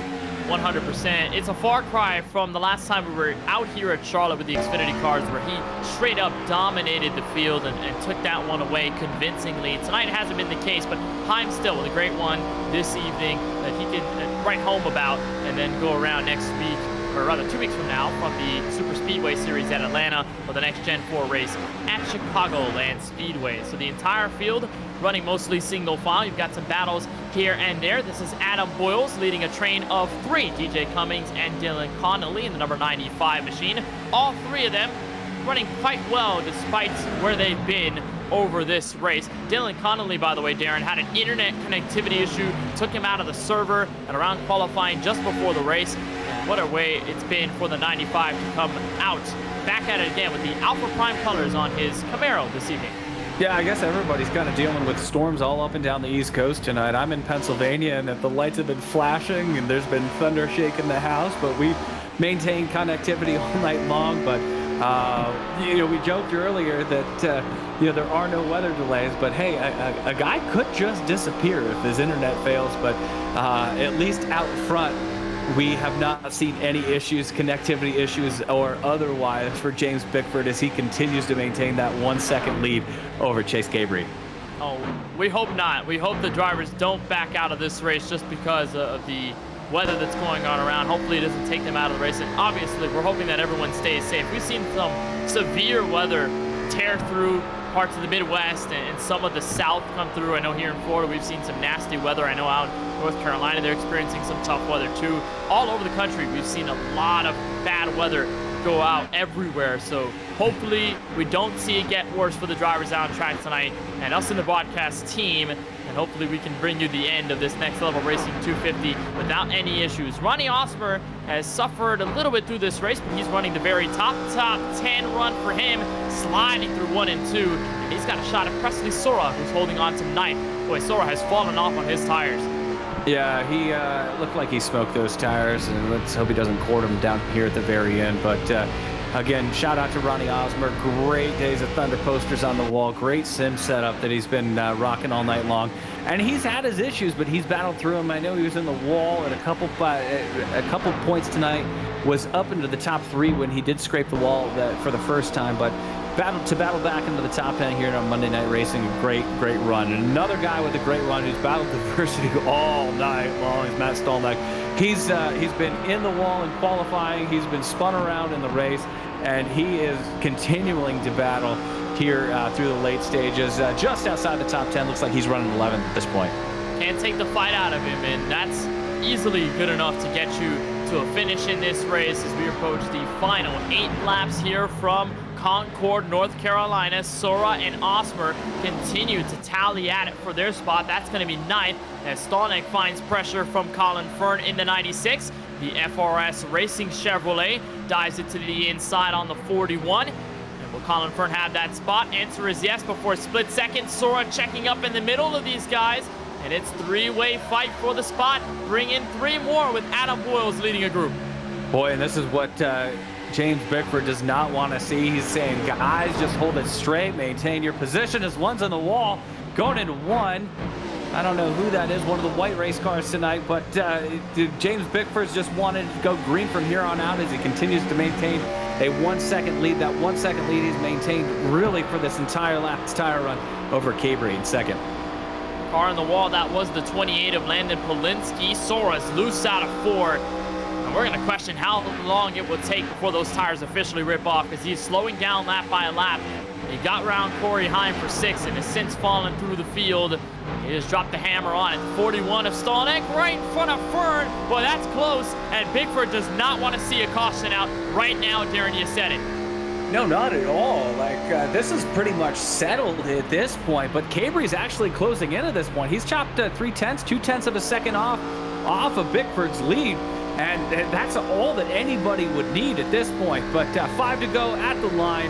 Bickford continues to lead. Presley Sora trying to hang on. Will we make it caution-free over these next 5 laps? And the biggest thing we noticed there about Cabry's run to the front, where you pointed it out, Darren, is that Cabry was almost 3/10 faster than Bickford. It's within half a second. Lap by. He is closing in at a rapid rate now that we're deep into this run at approximately 46 laps. The question is, does Cabry have enough in the tank to get through? Man, Cabry has been 1 second back this entire run, and within the last 2 laps, he's shaved, almost a second off? 7/10 at least, and he is in the draft right now. He can smell the exhaust coming off James Bickford at this point. Coming to the line with 3 to go, and Cabry is closing. Cabry's looking for his first M&R win since the super late models at Richmond in Season 6, January 9th of 2023. This 39 car is catching slowly on that 29, but it's about how much time he has left. It looks like we will get to lap 167 before the 2-hour limit officially kicks in. And here's Bickford's rear bumper look. That's got to be scary, seeing the Florida native pounce right behind you. Well, it's a balance, too. Are we seeing James Bickford just mind his manners and keep the car under him over these last 3 laps? Or are we seeing a charge out of Cabry that could get him the checkered flag? The lead maintains right now for Bickford at about a half a second.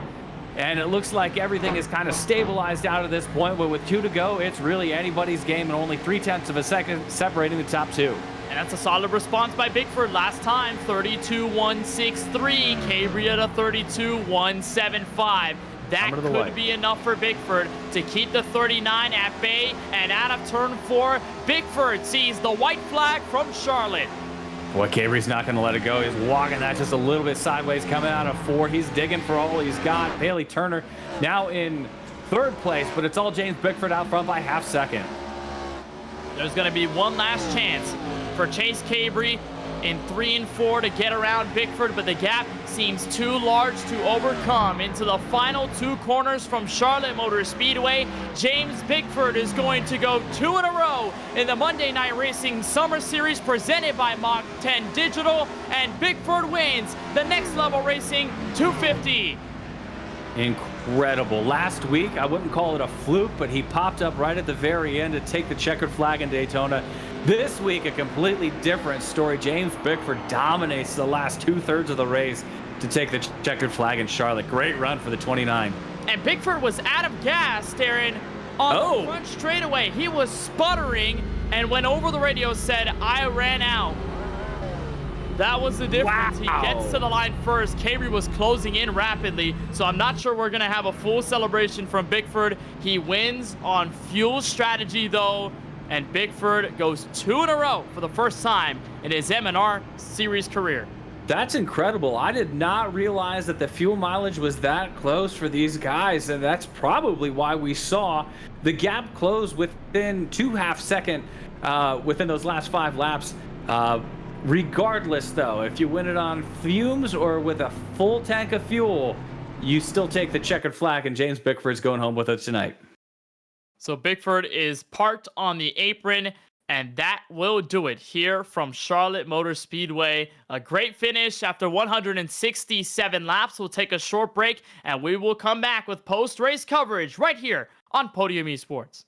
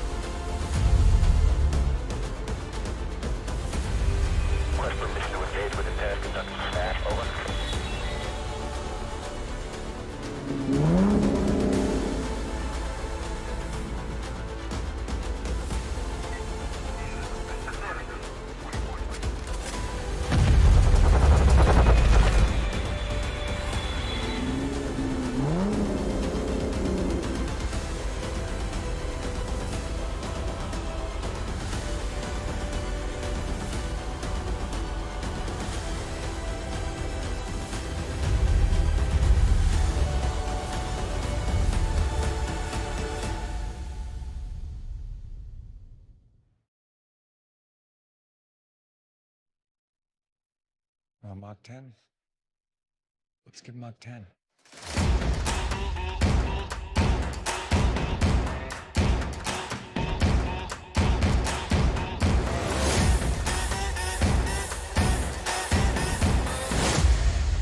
You're cleared for takeoff. FrontStretch.com, providing up-to-date news, analysis, and commentary on all the latest in the world of motorsports. Check out Front Stretch YouTube page for post-race content after the checkered flag waves for most NASCAR events, giving you up-close interviews with your favorite drivers and the stories that matter each weekend. For the best seat of the track and the best view on the web, Visit frontstretch.com.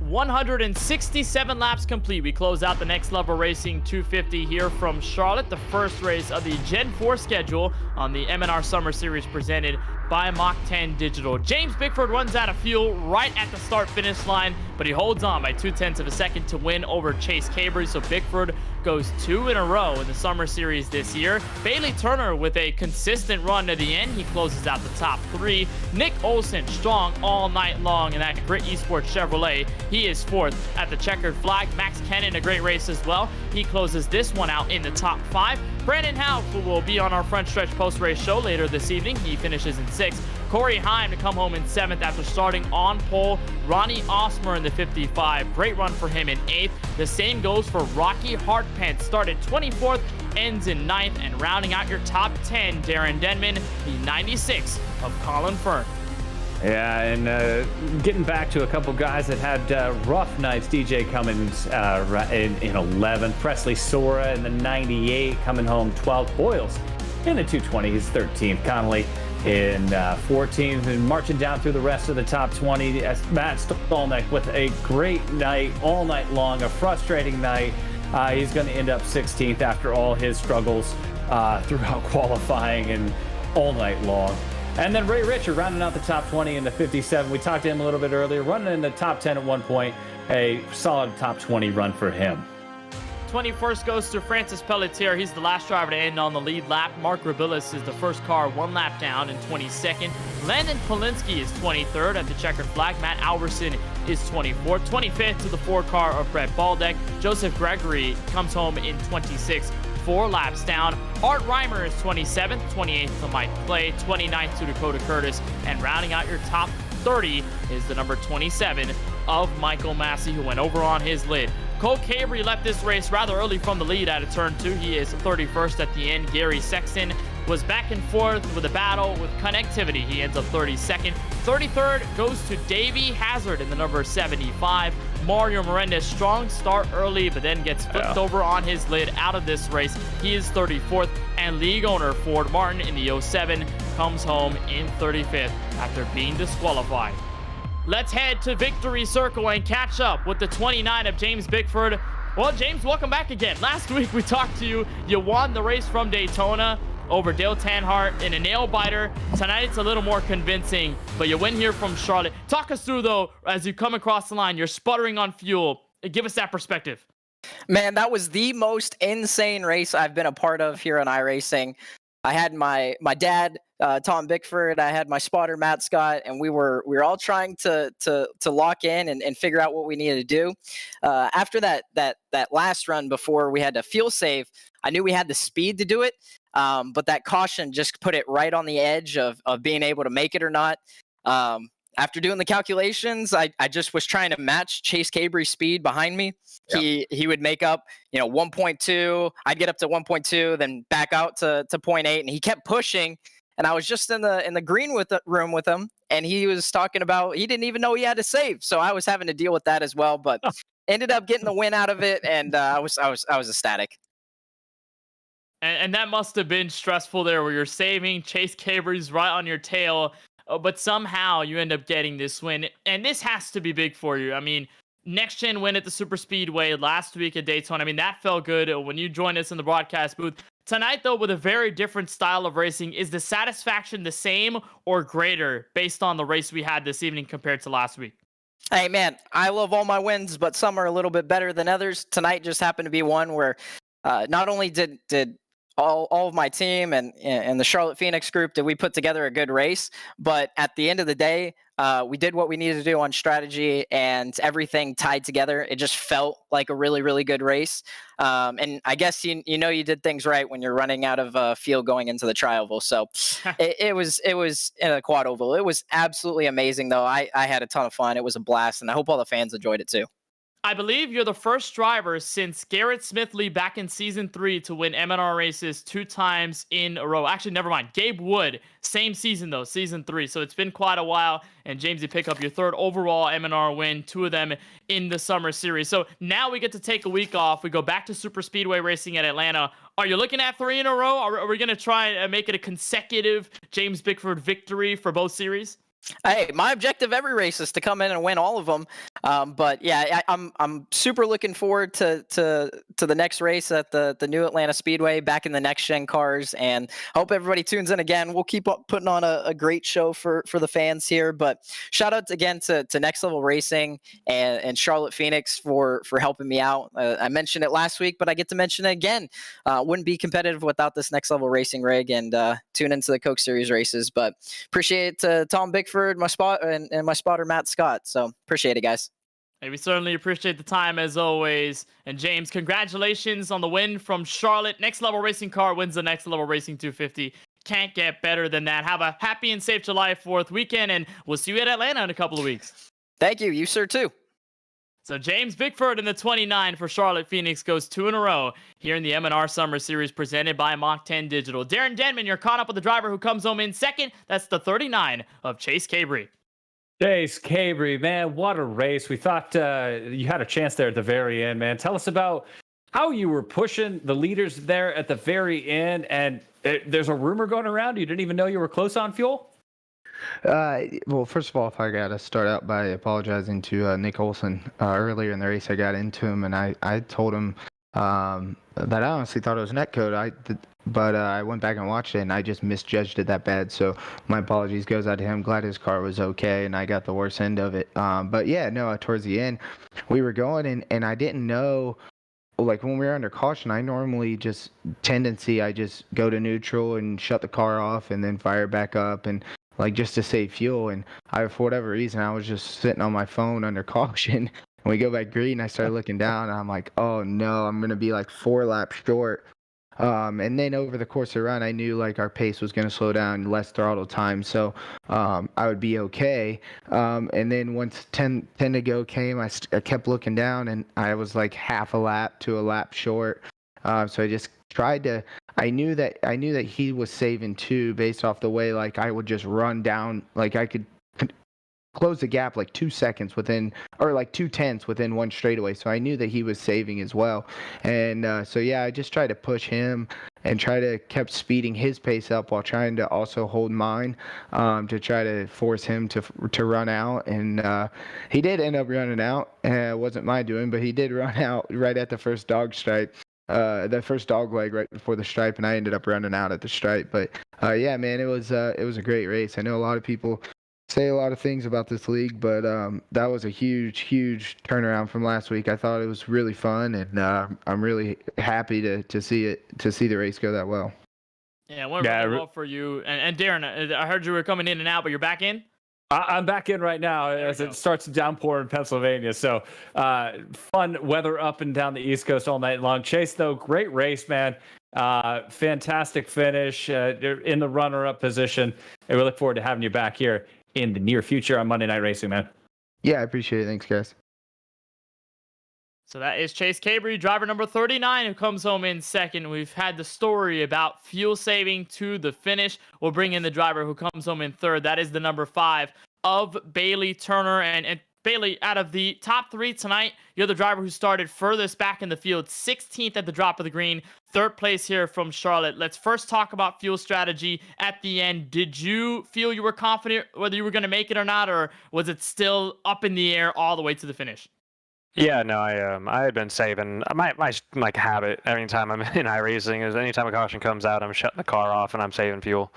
So yeah, I had plenty. I'd saved a little bit there, but probably maybe a half a lap or a lap of fuel was all I really needed to save. I know a lot of these other guys were having to save, 2-3 laps or whatever it was. So I was in a pretty good position, just like you said, kind of buried track position wise all day. Had a little damage from getting into Presley early in the race and kind of just fought my way back all from that, and finally got up there. And I think if I had that track position and I was behind those 2 earlier in the run, I think I would have had a shot at him there, because I think I caught Bickford by 2 or 3 seconds there at the end of the run. So Unfortunate. I had about 10 laps of practice, got off work and rushed home. And I think looking back, I think I had 10 laps. So finally had a feel for the car about halfway through and started really working my way to the front and felt really good about my chances. Just came up a little bit short.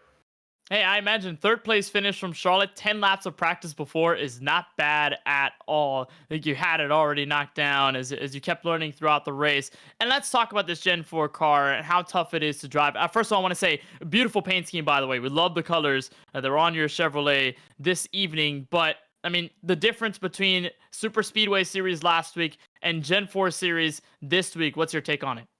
It's just nice to actually, have to feather the throttle a little bit. I feel like, to the detriment of M&R in the past, we've done a lot of drafting and plate kind of racing where, you end up having everybody stacked up on top of each other. And yeah, if you couldn't tell, there's a lot of egos in this league and guys don't like to give each other a break. So lots of wrecks and things like that in the past. And even last week, you saw how many wrecks there were. So it was nice just to get into a car where this field can get spread out or really actually having to drive it. And, there is a little bit of leeway as far as, throttle control in these cars, and you can push it a little harder than, like, say, a next gen, or if you step over that edge, the car's gone.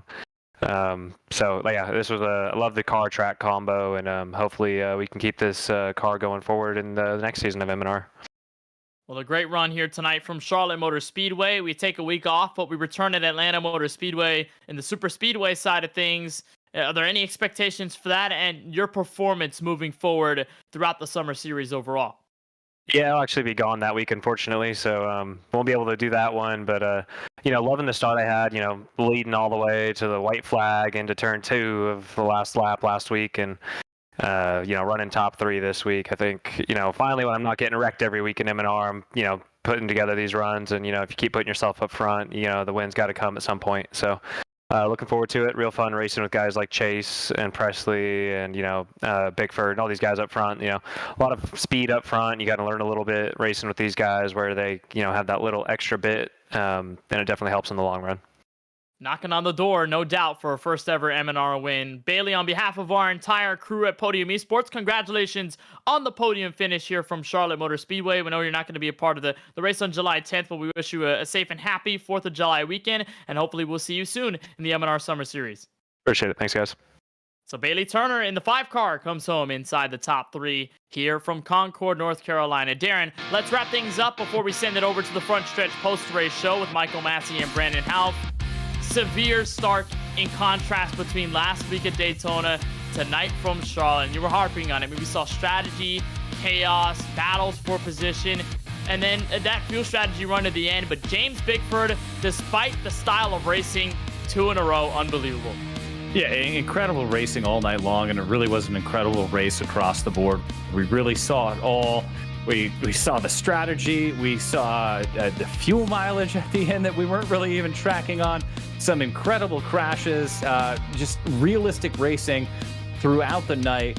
And as Turner just said, it's great to see some actual racing take place, some throttle control, and just a great race from top to bottom, start to finish. And congratulations to James Bickford, man. It's not easy to win one of these things, and he's now won back-to-back in 2 very different tracks, 2 very different styles of racing and race car. And it's just good to see how good he is here on Monday Night Racing. Second straight win for Charlotte Phoenix in this M&R Summer Series presented by Mach 10 Digital. We do not return next Monday night. Of course, we will take 4th of July weekend off, although 4th of July is technically on a Tuesday, but we will not race Monday night. We'll return on July 10th at Atlanta Motor Speedway, the new Super Speedway configuration with the next-gen cars. That's race 2 of the Super Speedway schedule. But if you want more Gen 4 action and have that fixed for it, we'll be back the week after on July 17th, and we'll be over in Joliet, Illinois at Chicagoland Speedway. Here's a look at our M&R Summer Series schedule. This is what to expect, and it just says all the way at the bottom right, July 3rd is a bye week, so we will not go racing on Monday night next week, but we'll be back in 2 weeks' time. James Bickford wins the Next Level Racing 250 from the Charlotte Motor Speedway here in the first race of the Gen 4 Series. For Ford Martin and everyone at Monday Night Racing, Paul Paul Sutton and Michael Hall in race control, for Gary Sexton and John Theodore at Podium Esports, for our camera builder Dougie Beard, our overlay builder Michael Hall, for Cam and Auburnon on Podium Esports social media, and for our crew on the broadcast tonight, our producer Ryan Bauer, and for my colleague in the booth, Darren Denman. My name is Kenneth Bueno. Thank you so much for watching our coverage from Charlotte. We'll turn it over to the Front Stretch post-race show with Michael Massey and Brandon Houff. Michael, take it away.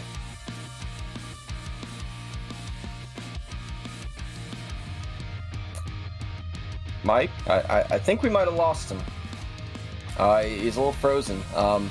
Anyway, well, welcome to the Front Stretch post-race show. I'm Brandon Houff, and you saw Michael Massey there. Might have lost connection, I'm not sure. Yeah, so I guess I'll take over here a little bit. Yeah, the race tonight for me, I guess I'll talk about mine a little bit. I finished 6th. It wasn't easy out there. I said right after the race, that was a very difficult last run. I think it was about a 47 lap run, I think. But yeah, it was a very difficult 6th place finish. Oh, I think we got Mike back. Do we have you, Mike? You see me? There you go. There you are. You hear me, Brandon? I hear you. Hello, can you hear me? Oh, we've lost him again. It's part of it. Technical difficulties. We'll get him back. I know Mike had a rough race tonight. We'll let him talk about it when he comes back. But yeah, I'll just say this was a fun race to do. Very good track car combo. I know we talked about it a little bit last week. It was going to be a very difficult car to drive at this track. Charlotte being 2 unique corners. We had a few long runs. That's what I was happy about. Oh, there we go. I think you're good. Mike, can you hear me? Hello. Can you hear me? Oh, we are losing him.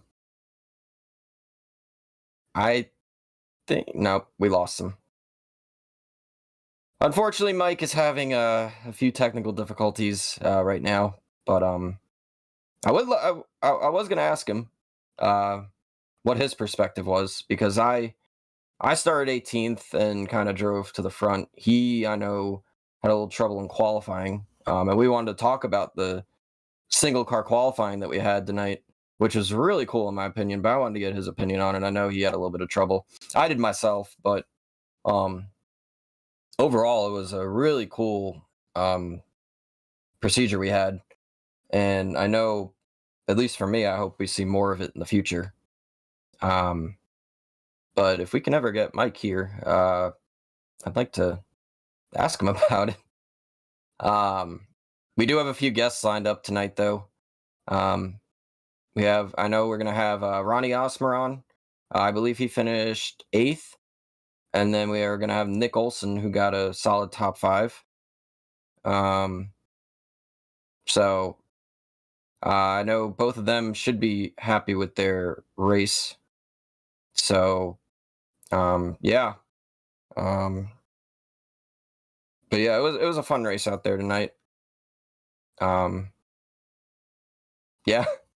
I'm just staring I'm just kind of laughing here because I'm staring at Mike's frozen camera. And I don't know what to make of it.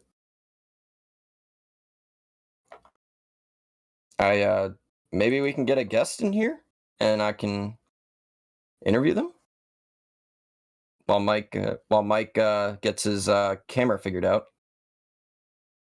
Let's get Olson. And we have word. I have gotten word from Michael Massey that his internet has died. He's trying to join, but we have a 4th place finisher, Nick Olson. I know. He's so disgusted. I'm disgusted. I had to look at his bumper for about 150 laps tonight. I don't mind that as much. No, I do, because I was disappointed in myself. No, I'm kidding. No, Nick got fourth tonight. I know for me, Nick, it was difficult, but you qualified up front. You ran up front. You had that little mishap, but talk about how it went overall. Yeah, I mean, what a night for the Grit Marketing car. I know y'all didn't see the Grit Marketing car tonight, but I did. She looked beautiful out there. We'll have to post some video later, but we got away with one with the incident with the 39 about halfway through. We had scrapped real hard and actually got the lead from him. Really great racing, and hopefully Mike is okay. I think he's okay. His internet is dead or might be dead. I don't know, but I don't know. Is it as dead? We got him. His connection is more alive than his race car tonight, unfortunately. I mean, I didn't make the joke. You don't have to look at me. I did not make the joke. That's all Nick. Hey, it was on the front stretch, so you're staying on brand. Exactly. Right there. Yeah, there you go. It's a big storm has been hammering here all night. Didn't affect the virtual racetrack, but it certainly has affected my internet. I think it affected a lot of people's internet tonight. So, yeah. I'm actually on my phone's hotspot now trying this out. So we'll see how this goes. Well, there we go. At least it's something. Whatever you guys were talking about before I was so rudely interrupted. Oh, no, you're good. I mean, you kind of host the show, so, Yeah, we kind of need the host or one of the co-hosts, Yeah. Overall, though, really fun night. A+ on Ford and all the admins for putting together the single car qualifying. That started off the night on just, it built the electricity, I felt like, for the race. We had some really good viewership for that, so it was pretty cool to see. We ran a pretty good lap with our car. I think we started fourth, finished fourth by the end. So through all the what that we had to get through to save fuel, and got away with one with the wreck with Cabri. After just taking the lead, I feel like our night could have gone a little bit better if that had not happened. But I mean, it's really hard to be upset with a P4 tonight. And I know, Brandon, you wanted a little bit more in our team car, but really solid finishes for Team Grit tonight, and we'll go to another plate track next week. I kind of wish we went to Gen4 next week, but we'll get back after it. You and me both, because I gotta miss the next Gen4 race, so I can't race these cars for a month. Well, I can, just not in MNR, but you know what I mean. Yeah. Did you guys already get into what happened to Nick? The incident that I heard he was a little fired up about, but has since cooled down about, or? Yeah, we were briefly. If Nick wants to explain what, I'll touch on it real quick. I know him and Chase were talking about it out off camera, but I'll let you get into it, Nick. So essentially, I mean, Cabri and I had raced side by side for, it had to have been 5 or 6 laps going for the lead. Really good, clean racing, and he just underestimated how far out the nose of that car goes and just barely clipped my bumper. And the way these cars are, when you get hit, it picks the rear wheels up immediately and you're along for the ride. So, I said something in the game and I was like, come on, man, like, we raced real hard and clean for 5 laps, and that's how it goes. And he profusely apologized. I know Chase doesn't race like that. So, accidents do happen. So we, got away with no damage, which is great. I know some guys weren't so lucky, including Chase, who rebounded for 2nd place. So these cars are capable of taking a hit. That's something that's a perk of them. Yeah. But we were lucky to escape with no damage and no issues, and we got away with one. So I just want to say, my view of that wreck, and I don't know if the broadcast got it. That's a good one. Literally right behind it. I panicked because I had Nick and Chase side by side, and I see the wreck, and then I think it was Bickford in front of me. I nearly full throttle into Bickford, and I just literally slam on the brake. I don't know. Let me see. I think it was about lap, I want to say 60-ish, maybe. I don't remember. And when you do the math on that one too, as crazy as that sounds, when that happened, I'm pretty sure that was the pass for the win. because Bickford never backed down after that. So because that was really the deciding factor in that race. I know it was halfway. I want to give a shout out to the time limit, because we made it, and we made it by a decent amount. I'm glad. And let's just say after last week's race, say what you will about last week's race, that's last week, but I wasn't really optimistic that we'd be seeing a checkered flag in regulation. So really happy to see that. I'm just glad, it's before 11 o'clock. Isn't it awesome to be for real? It's not even 10:30. No, it's 10:20. Yeah, we did this race in a honestly, we did a 200 lap league race about a month ago, and I was like, I mean, that was a wreck fest, and we didn't finish within like the time limit of like 2.5 hours. Here we go. I think we're gonna get a replay actually of my wreck avoidance here. I mean, I needed a new pair of pants after this. I'm not gonna lie. So I see this, and then boom, and then here we go, and then I just see this in front of me. I'm on the synchronized spin though. How beautiful is that? Oh, look at that! I mean, look at this, and I'm hoping not to get killed at this point from the rear. With like two ice skaters. Oh, y'all can still see my spec map. And then here comes the 10. Yeah. DJ is gonna come in here and see if he doesn't hit Chase, he hits me, and I'm done. Well, DJ had a twofer there, Yeah. He got Colin, and then he got Cabry. So I know our buddy wasn't too pleased about that one. Hey, you know what?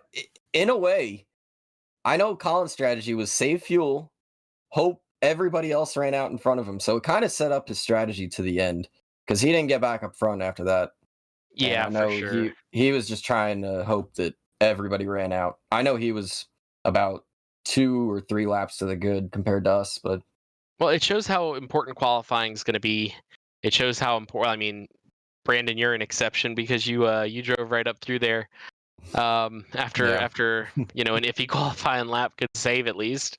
That could have been a lot worse given how the opening stages of that race went. So I find with these cars, the cream does rise to the top, and the best drivers that can, get up on the wheel, that's who's going to find their way up there. And you got guys like Max Kennan and obviously Presley, who's a champion, and Corey Heim obviously is a wheelman, and Bailey Turner, my road to glory guy. We made it up together to get in here, and it's nice to see those guys performing. Yeah, it's just you and Bailey both, Nick, are just like have been so close to winning these races, and they're just like right there in the picture at the finish, and it's like you're overdue a win at this point, right? I mean, it's hard to not feel that way, but at the same time, you got to give what the field gives you, take what the field gives you rather. Nothing is a given in these races, whether it be here on the sim, whether that be on Sunday nights, in a cup race. You never know when that late caution is going to fall, and you could lead 399 or 400 laps, and the caution comes out, you pit, everyone stays out, you lose.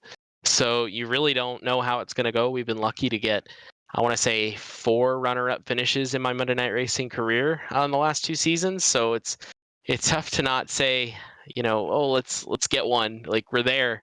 But I think these Gen 4 cars provide a really big opportunity to do so. But after last week, I'm feeling like my plate racing needs a little bit of a refresher too. So need to run a little smarter, maybe position myself a little better. We'll grab one of these things. I think that could be said for the whole field after that way that race went. So nothing special.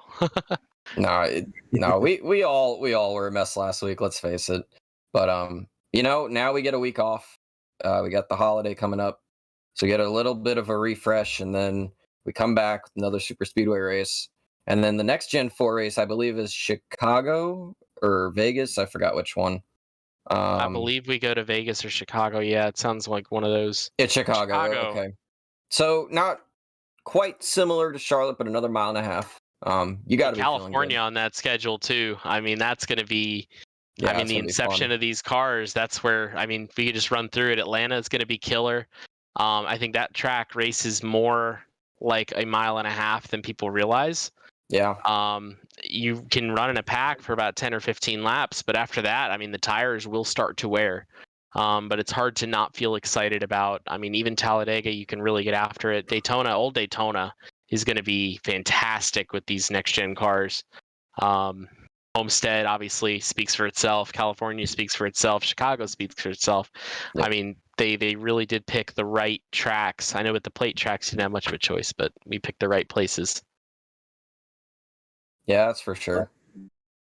Nick, great run tonight, and good job overcoming some adversity to get up there and get a good finish. And wish you the best of luck for the rest of the season. Thanks for coming on, despite being a little upset. Oh no, we're good. I do want to just shout out Grit Marketing, Kyle Dagger, everybody over there that helps keep the lights on here. I know I got quite the light on behind me, so a little bright. A little bright. But I just do want to shout out everything that yeah, right. I do want to shout out. Willis said it looked like a nuclear bomb went off. Yeah, right. Since my car didn't say it much tonight, I do want to shout out Grit for everything that they do, and we're gonna get them a win here soon. I know me and Brandon both want to do that. Badly. You're both on the verge. I can see it coming. Well, thanks for joining us, Nick, and see you back next week in M&R. Yes, sir. Thank y'all. Thanks, Nick. Now we got that's Nick Olson. We got a whole bunch of guests tonight. Yeah, we got quite a few. Not just who I listed. We got a couple more. We got a couple people who had a career first, a debut. Yeah, we got the one to lead us off in his M&R debut, a 9th place finish. We got Rocky Hartpence. How you doing, Rocky? Hey, I'm doing well, guys. Thanks for having me on.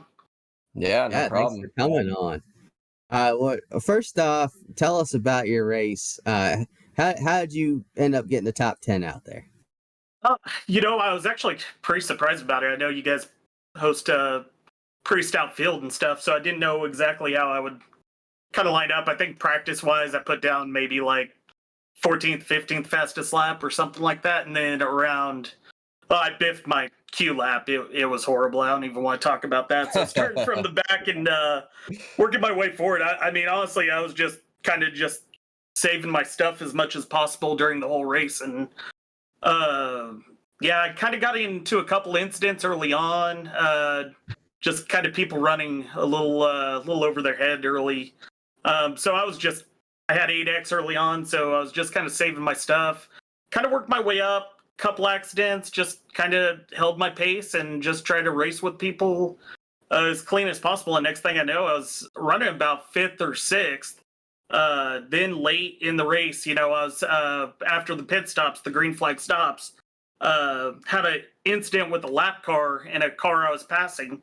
I think it was the 07 and the 41, and I kind of got caught up in their mess and ended up with about 45 seconds of damage. Oh boy.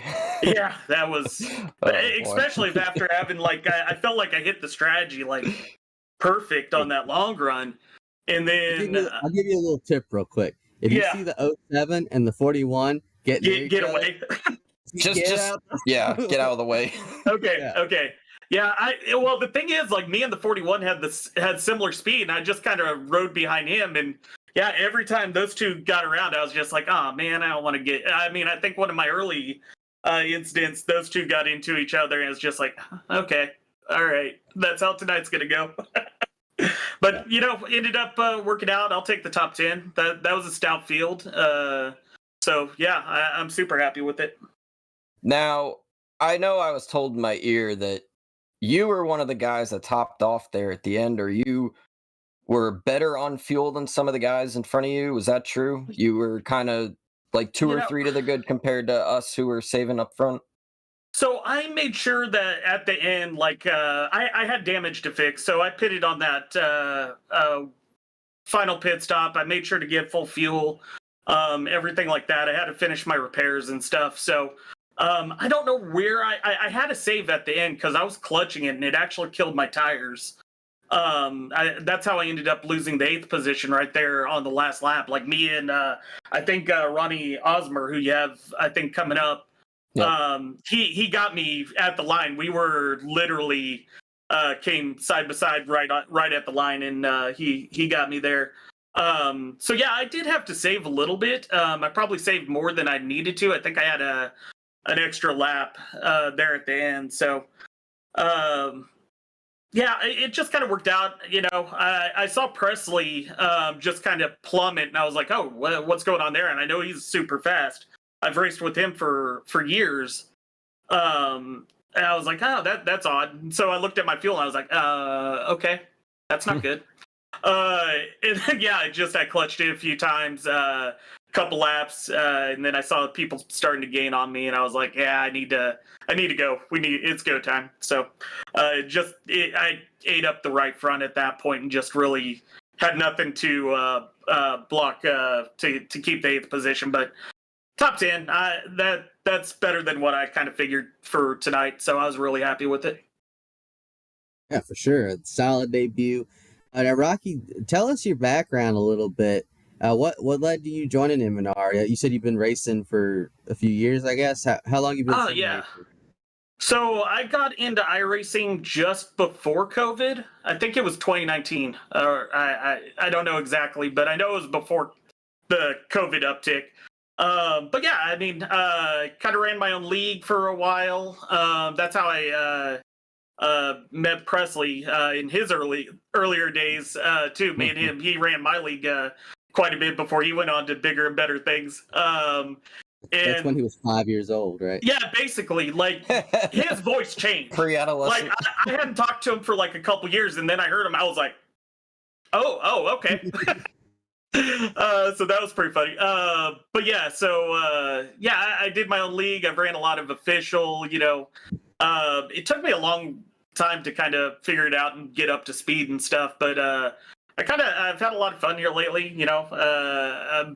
I'm more competitive than I had been, so it's been a lot of fun lately and stuff. So, but yeah, no, I used to race NASCAR too when I was really little, and then I grew up and got disposable income and decided, shit, let's try it.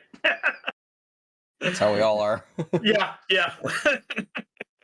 So I don't know if that's a good origin story for all of us or a bad origin story. Yeah, I know. For us that have been doing this iRacing stuff for like more than 10 years, I don't know what to call it. I don't know if it's a good investment, bad investment. It led me here though, so I mean, right? If you're having fun, I mean that's all that counts, right? Yeah, that's true. Exactly. Well, Rocky, it's awesome to have you on. I look forward to seeing what else. Are you doing the super speedways too, or are you just doing the? No, I'm just doing the Gen 4 stuff. I get super speedways. It's fun, but it feels like the same thing over and over again. I really like this Gen 4 on combo at a bunch of different tracks. I'm really looking forward to Chicagoland coming up and stuff. So yeah, tonight was super encouraging. The racing was really good, really competitive. Had a ton of fun. So I'm gonna stick around for the Gen 4 stuff and keep to that for now. Real life is pretty busy, so I can only run a couple nights a week or every other week. So this kind of fits the schedule. I hear you there. Well, we look forward to seeing you 2 weeks from now then, and best of luck the rest of the season. Thanks for coming on. All right, thanks, guys. Take care. Yep. Thanks, Rocky. See ya. Rocky Hartpence, P9 in his debut. That's pretty cool. I know I was around him a couple times tonight. He ran a good race, honestly. So good for him. Top 10. If anyone watching didn't know his name at the start, I'm sure they know it now. And everybody loves a good Rocky, right? Yeah. I don't know anybody that doesn't, honestly. But yeah, we'll just keep rifling them on. We're running through the whole field, pretty much doing like the NBC full field rundown. The whole top 10 at this point. Yeah, whole top 10. We had our 9th place finisher, but we're moving back up a spot to our 8th place finisher, Ronnie Osmer. How you doing, Ronnie? I'm doing pretty good. Yeah, you I understand you and Rocky were battling pretty hard there at the end for 8th place. What was it like out there tonight? It was pretty fun. It's the Gen 4s are a lot of fun to race. It's just when the right setup on them, you can make it into multi-groove racing at times, and it's all about. Of course, it's all about saving tires still, but you can save tires using a throttle, unlike in other cars where you just have to wait on it and everything. So I had a lot of fun with it. Yeah. Oh, It's go ahead, Brandon. no. What was I gonna say? Oh yeah. Yeah. How often do you race the Gen 4 on iRacing normally? I only really do it once a week, really. Mm-hmm. But it's always my favorite car to drive on the sim. Yeah, we've heard. I know for me, it's my favorite, and I know from almost everybody I've heard, it's their favorite. What's your confidence level after tonight? Then you got a top 10. You ran pretty solid all night. You ran near the top 5. I know you were behind me a little bit, up there. So what's your confidence level going forward? It's feeling pretty well going into this Gen 4 season. Just still got to work on saving tires a little better. I feel like I could save tires to the 2/3 mark, and then that last part I just jump off a cliff. So I got to work on that last third on saving tires and just taking advantage. Just got to keep taking advantage of what everybody gives me. Sure. Now you joined M&R last year, right? Was that your first season in it? Yeah. Season 6. What led you to? How'd you hear about it? Well, of course, I heard about M&R during COVID and saw it was all people that was working in NASCAR. And at the time, I just started working for our motorsports, and it's like I really want to get in there. But problem was at the time my sim rig was still in Louisiana, and I had just moved up, and I was in North Carolina for college, and just started working there. So fortunately, during COVID, got to move my sim rig up to the shop and stayed on competitive iRacing, and I kept wanting to get in, and then finally last year when Anthony Alfredo joined the team, I got to make the connection with him. He helped me out getting into the league, and here I am. Nice. And you're a real racer, right? I mean, you work. You mentioned you used to work for Hour. You're with BJ McLeod Motorsports now. Is that correct? Yes, I'm currently with BJ McLeod still working on Anthony's car, and I've been racing since I was 7 years old in go-karts, and have done everything from karts, bandoleros, legends, late models, all the way up to a few ARCA starts. Now I know for a lot of people they say iRacing's a tool, so like for you, how much of a tool is it compared, like how much does it transfer for you to real life? Like how much you utilize the sim like throughout the week if you're preparing for a race, whether it's late model, legend, whatever you're racing, how much does it benefit you think?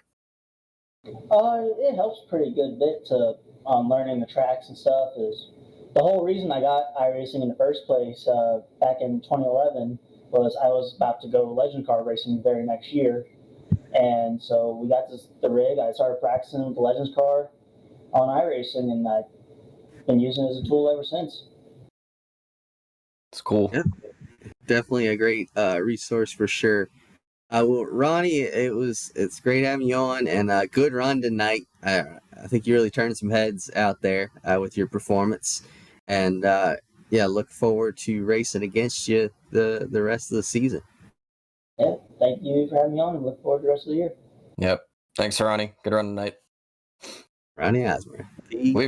We've gone through almost the whole top 10. I think we're only missing like 5th, 7th, and 10th. I think I don't know, but it's good. We got an extended post race tonight. We ended early, so this gives us the opportunity to kind of talk more about the race and more to. I believe we have one more interview though. Is that correct, Dylan Connolly? Yep. If you want. You got a solid finish tonight, yeah. Yeah. It started off pretty bad, when they finished the drivers' meeting and goes to grid. And, oh yeah, got no internet. So yeah, that was fun. And I'm like, oh crap. So I had to think back, like in the drivers' meeting. I'm like, yeah, I'll get all those laps back. So I was like, there's gonna be a caution, so I wasn't too worried. But it was a lot of fun. You're welcome for the caution, by the way. But no, okay, so that was you. I saw it was like lap 1 or 2, pulling down pit road. Yeah, that was me. Yeah, I think I started 3 laps down. Yeah, it was. I was like, oh my god, I'm gonna be like 6 laps down. It's gonna be a long night. Then I remembered, oh, I'll get those back because it was equipment failure. So yeah, that was fun. I really liked that car.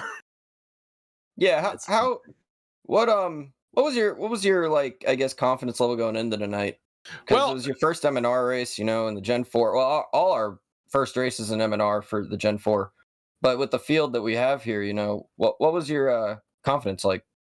Well, I come into it and I was like, I probably was one of the few guys that had experience in this car at this track because I ran it 7-8 times when it went official about 6 weeks ago, and it was a handful, but it was a blast. But it kind of went how those official races go. It kind of starts off stupid and then it gets really good, and there's a long green flag run, and it just gets to go faster. You got to go slower. And that was exactly what happened, because I think after the last set of pit stops, I was 24th, and I was fighting. I finished 14th. So, as every 5-10 laps, I'd pick a car off. I'd pick another car off. I'd see a guy almost tear down the wall, burn it up his right rear, and I'm like, I'm just waiting, because the hardest thing to do in this car is not overdrive it. Like if you're side by side with someone, or if you're catching someone, it's real easy to just stand on the throttle or have a bad exit. But if you have one bad exit, then that messes up the next 20 laps. I mean, if you burn up the right rear once pretty bad, or the right front, it's hard to balance that back out. Yeah. We've heard from our stat guy, Brian Bauer. You moved up 13 spots, plus 13 on the night. So and a 0x. Well, there you go. Even better. That was rare. Yeah, that's a clean race. I was like one of 4 or 5 people, that actually ran all the laps and finished with a 0x. Brandon, I think you were one too. I think I was, honestly. I know I got into somebody, but I think it was a 0x. I don't even think I hit anybody. I scraped the wall, arcing it into turn 1 like with 30 to go, but it wasn't anything bad. That was the first time I think that was the only 0x that I had all night, because the restarts, I was far back enough usually where they were clean, and then the ones that weren't clean, I was usually ahead of whatever was going on. So it was a solid race. I knew that the talent level is pretty high, and there's a big, what's the word without me sounding like a jerk? There's a big talent gap between a lot of people. There's guys that are, actual race car drivers, like Ronnie is. Collins, he's good enough to be an actual race car driver. I think he had some, I think he's done some racing before, but there's a lot of dudes that have a big racing background. And then there's guys that just got into iRacing that might be a tire guy for a guy in the Xfinity series or whatever it may be. But there's it's not really, it's do what? The host of a post-race show. Yeah. Or the host of a post-race show. Yeah, that too. But there's an eclectic buffet of personalities of Monday Night Racing. So that's the one thing I've always enjoyed. Now, oddly enough, I just signed up for both. So I was going to do this and the super speedways. I feel more confident on super speedways because, the next 2 weeks official races are going to 87s at Daytona, and then everything's in Atlanta. So that's a lot of stuff that is more my forte. But if it's something where you actually have to drive it and there's, you have to take care of stuff, then I can succeed. I'm not going to go win you the race, more than likely, in a setting like this, but I can finish the race and get a good finish out of it. Because on paper, I qualified 27th. So it's not like I was just killing people. Of course, I did that with 1 lap in practice. So just with everything I knew, of course, the track conditions were different than they were in official races. But, other than that, it was pretty similar once I got used to it and got back on the lead lap. Yeah, good rally for sure. Now, how did you hear about this league? How did you get into M&R? So I have a buddy, George Balfons. He works with Team Alpha. He works with Team Alpha Prime. By the way, shout out Alpha Prime Racing. Big friends with a lot of people there. In fact, there's a good connection with a lot of people there. But I saw George race it. I saw who else? I saw there were a bunch of people racing. I'm like, what is this? Like, because I was starting to get in. I've sim raced my whole life. There was a little 5-year stretch like after I graduated high school in 2013 where I didn't for a while, but I kind of got back into it in 2018, and then I got out of it, and then COVID happened. I'm like, well, heck, I got nothing else to do. So I was gonna get a new computer for work, and I'm like, throw some RAM in this, and play some video games because I'm going to have some time off work. So, and then it's been, it's like I'm 12-year-old me again, getting home from school and just popping in NR 2003 or NASCAR Thunder all over again. Except I'm just a big kid now. So, yeah, that's so. We gotta remember sometimes it's all just for fun, right? Oh yeah, that's. I mean, I had low expectations in this. If I had got wrecked on lap 1, I'm like, okay, whatever. But it's fun. It's a lot of fun. Just watching it from afar, and knowing all the guys that are associated with real life racing. Like for a large part of the race, and only because he had damage, I was racing side by side with Corey Heim. I'm like, oh my god, this is Corey Heim.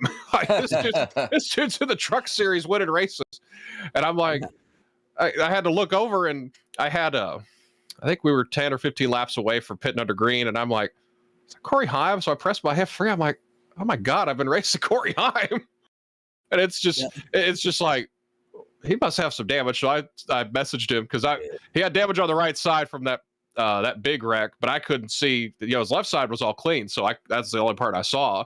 And I messaged him. I'm like, do you have a lot of damage? Like, are you basically dead? He's like, yeah. I was like, oh, okay.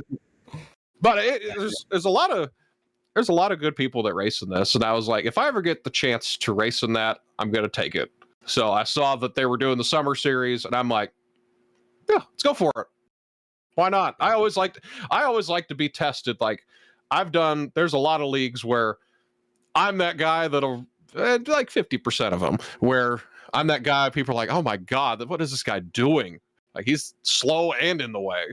But I've always thought, it's gonna make me better because if I catch up to that, then I can drive with anyone. So I'm not scared to get my tuchus kicked. Like I could say something else, but I thought I'd be nice. That's all right. Corey definitely did have damage because I looked up at one point and he was restarting behind me, and I looked up again. He's a little further back. He's a little further. I was like, something's got to be wrong. Once I messaged him, and then he was racing me by the end. He messaged me, and then I saw the right side of his car because I think he was about 8 or 9 stalls ahead of me. I'm like, oh crap, there's no right side of his car. Because the right front was destroyed, the right rear was destroyed. I think the number was scratched off, and I'm like, "Good lord!" Yeah. Now, Dylan, go ahead, Mike. If you want to ask, all right, I'll do it. We understand you have a pretty cool gig outside of your racing and streaming and all that. You work with high school sports, is that correct? Oh yeah. I work with the school. I'm basically I'm the fun guy. I'm in charge of new media.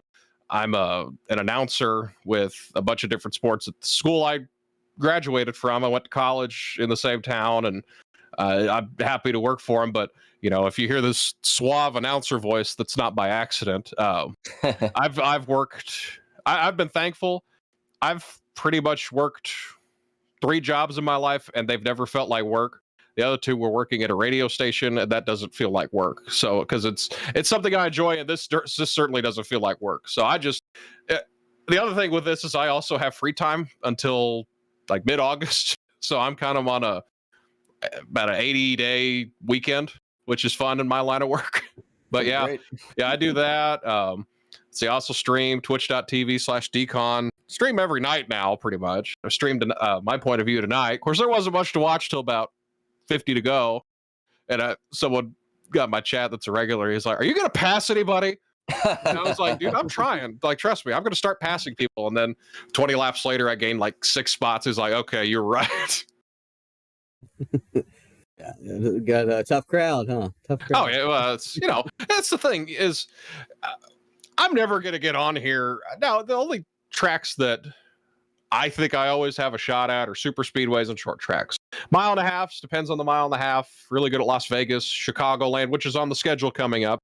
And driving there's the other thing is a lot of people don't have experience driving the Gen 4. They just think, oh, it's the ARCA car but faster, which well, it is, but there's more to driving into more the ARCA to it. car. Yep. Like it's the happy little accident of iRacing. Because I remember, if anybody doesn't know the story about it, the Gen 4 was an accident. I mean, because they had the new build that I think it was not the build that was 2 weeks ago. It was the build before that. It came out week 13, and it was, there's always like an unofficial series like Tube Frame Twister or something like that. And this car, but it was the ARCA car running at just random tracks. Like one night it was Dega. It was unofficial. And then it was like Chicagoland. And I saw this tweet about 5 or 6 o'clock that night, like, nobody needs to tell iRacing what's up with the ARCA car now. Because I got on about 10 o'clock and I saw about like 30 hosted lobbies with the was the ARCA car then. And I hopped in one. I'm like, oh my God, this is amazing. So it's a happy little accident. I'm glad that they did it, because if you ever have the chance to run it officially, it's fun. It is. It's different than anything that there is on iRacing, because there's a lot of power behind it.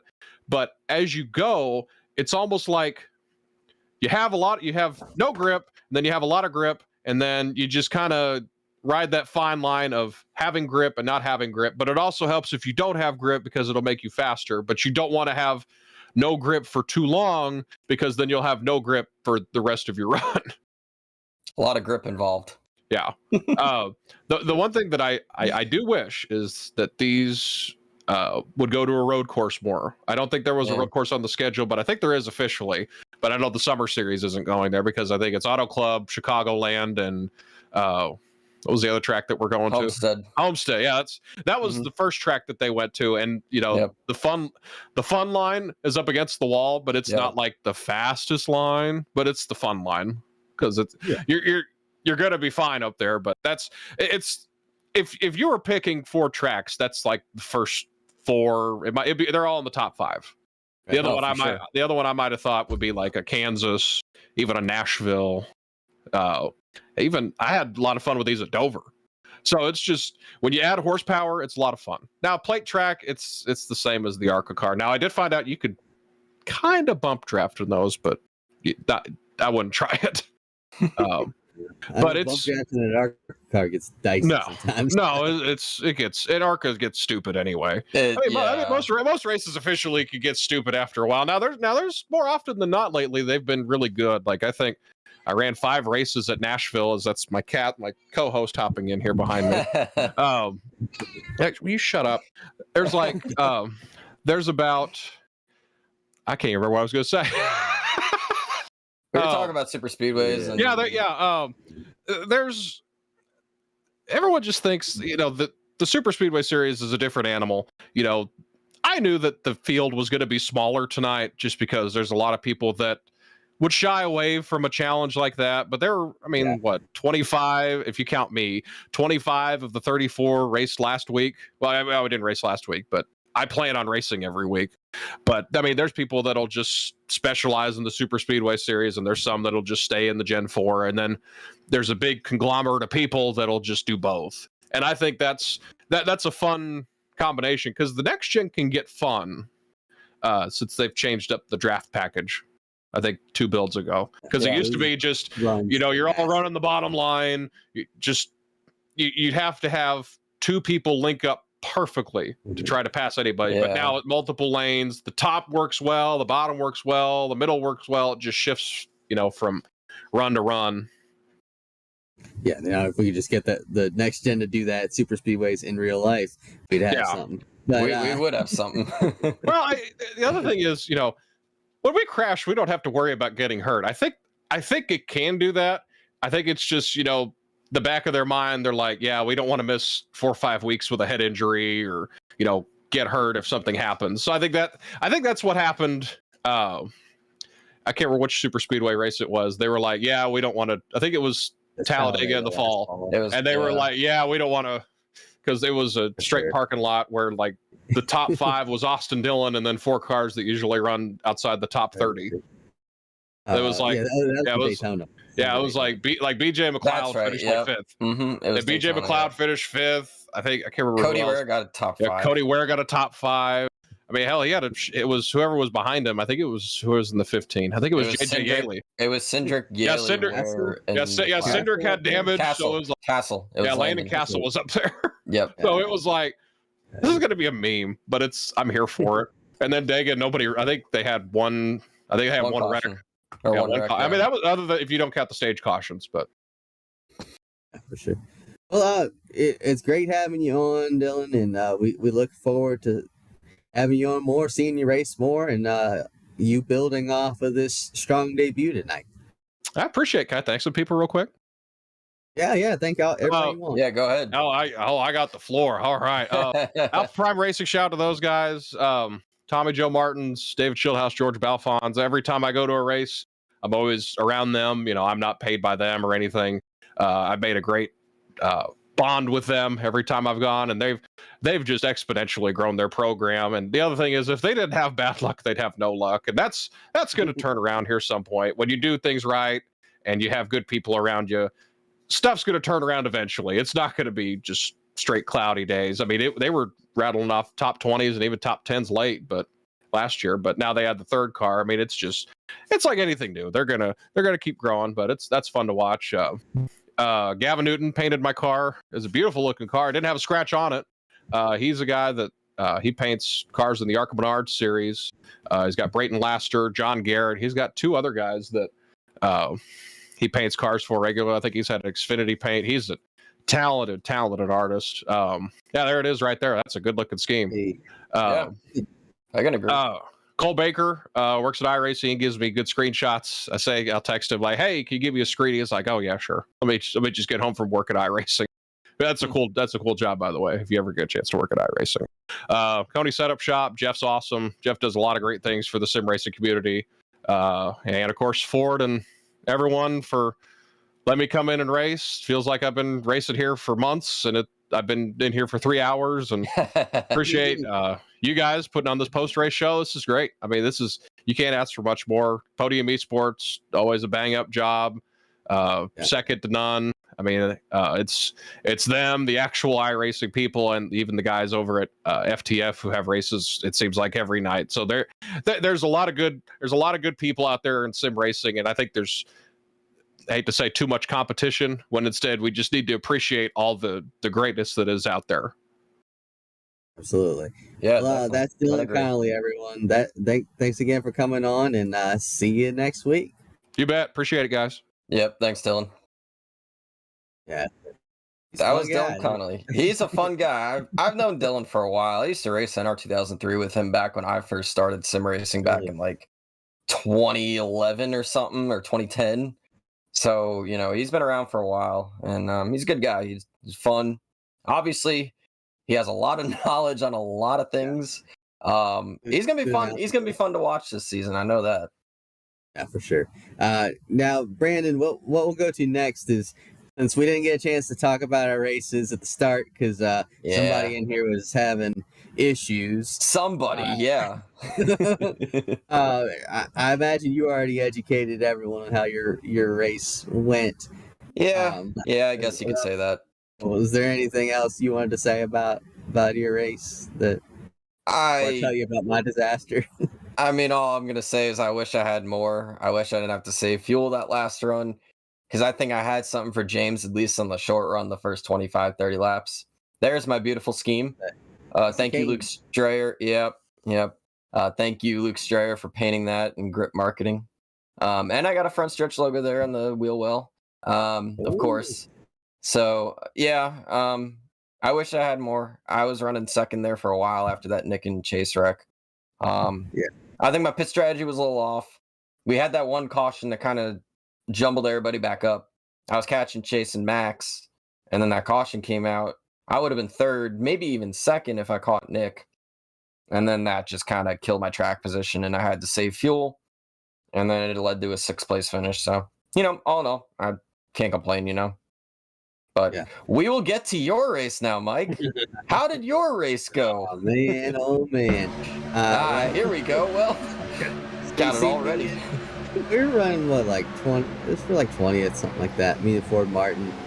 I get a little bit of run. He moved up a little, and that threw me off a little. But then up here, I just got in the marbles too much. Got loose there. Oh, Just oh, clipped him. netcode. I could blame netcode. It looks like Man, netcode, but I feel like it's not going to be that much damage right here. Like, both of us were going to be okay. Yeah. But then, just wait Oh no. for it. Oh no. Oh. Oh no. Yeah. I saw Oh the no. Oh, and then here we go. We're on our lid. Yeah. And we're barrel rolling. We're pulling a Chris Buescher here, except we're on the pavement this time and not the turf. Oh So, no, I had no idea that happened to you. Shout out to Jared Haas, by the way, for designing that. He calls it the ARCA paint scheme because it's all the like stereotypical ARCA stuff, like a taped up door number and all this like mismatching stuff. And but yeah, so that's the deal. I feel bad for Ford. I've apologized to him many times. But I say fortunately, but what gets me off the hook a little is that his power went out soon after, so it didn't matter that I wrecked him. But yeah, I think everyone behind us could have checked up a little bit. I get it's tight there on the front stretch. There's nowhere really to run to, and it happened so fast. Yeah. But maybe they could have stomped the brake a little bit more. I heard a few instances where people, like, it was probably one of the first few wrecks. I think maybe in like the first 20 or 25. I heard somebody just completely no lift, 180 miles an hour into a wreck. And then the minute they got into the wreck, they're like, oh, brakes. I don't know who it was, but I mean, unfortunately, we're going to have that. Is it excusable? No, it's not. I know they were on the look for that, though. And I know they got some people for not checking up, but it's unfortunate. Unfortunately, you ended up on your lid, and it was early in the race, too. But yeah, you were running solid up to that point, you know? It was lap 39. So I had to start in the back. I felt like I had a great lap going in qualifying, and then coming out turn 4, I scraped the wall, and then just slid into the it nailed. Yeah, you almost killed somebody down there on pit road. I almost hit Bailey Turner. I was surprised you didn't. I thought you were gonna. Actually, while we're speaking of qualifying, I want to get your opinion. What's your whole opinion on this whole one lap qualifying thing where we see everybody's lap and everything? Personally, I love it. I think we should do that. I'm not saying for super speedways because it would probably take forever, but I think for Gen 4, certainly something to consider, and maybe even carrying over into the regular season when we reach the fall. But what do you think about it? Yeah, it's certainly more pressure. I can agree. Yeah, everybody's watching. But it is cool that maybe you're a guy that's runs like 15th to 25th the whole race, and you don't really get that much TV coverage. Just because obviously nothing against podium, but like they want to focus. Who cares about who's running 15th, right? You want to focus on the people that are players for the win. Not always. I mean, come on. But like it's a chance for everybody to get their TV time, get their sponsors some love, some exposure, and then like just to see how they perform under pressure. It gave me a little bit more of a feel of like what I've heard Dale Earnhardt Jr. talk about, where he said like the most nervous he was every week was qualifying because you just know everybody's watching you. Yeah. So I liked it. I wonder what the viewers thought. I hope they liked it too.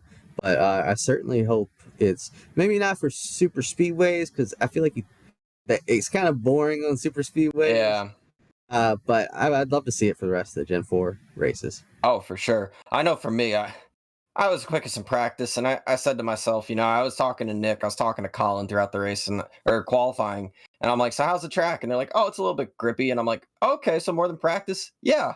Okay, great. I go into the corner on my warm-up lap, and boom, the minute I touch the gas, sideways. And I'm like, well, I lost 5 miles an hour. There we go. I go into the corner, and I just overdrive it like crazy.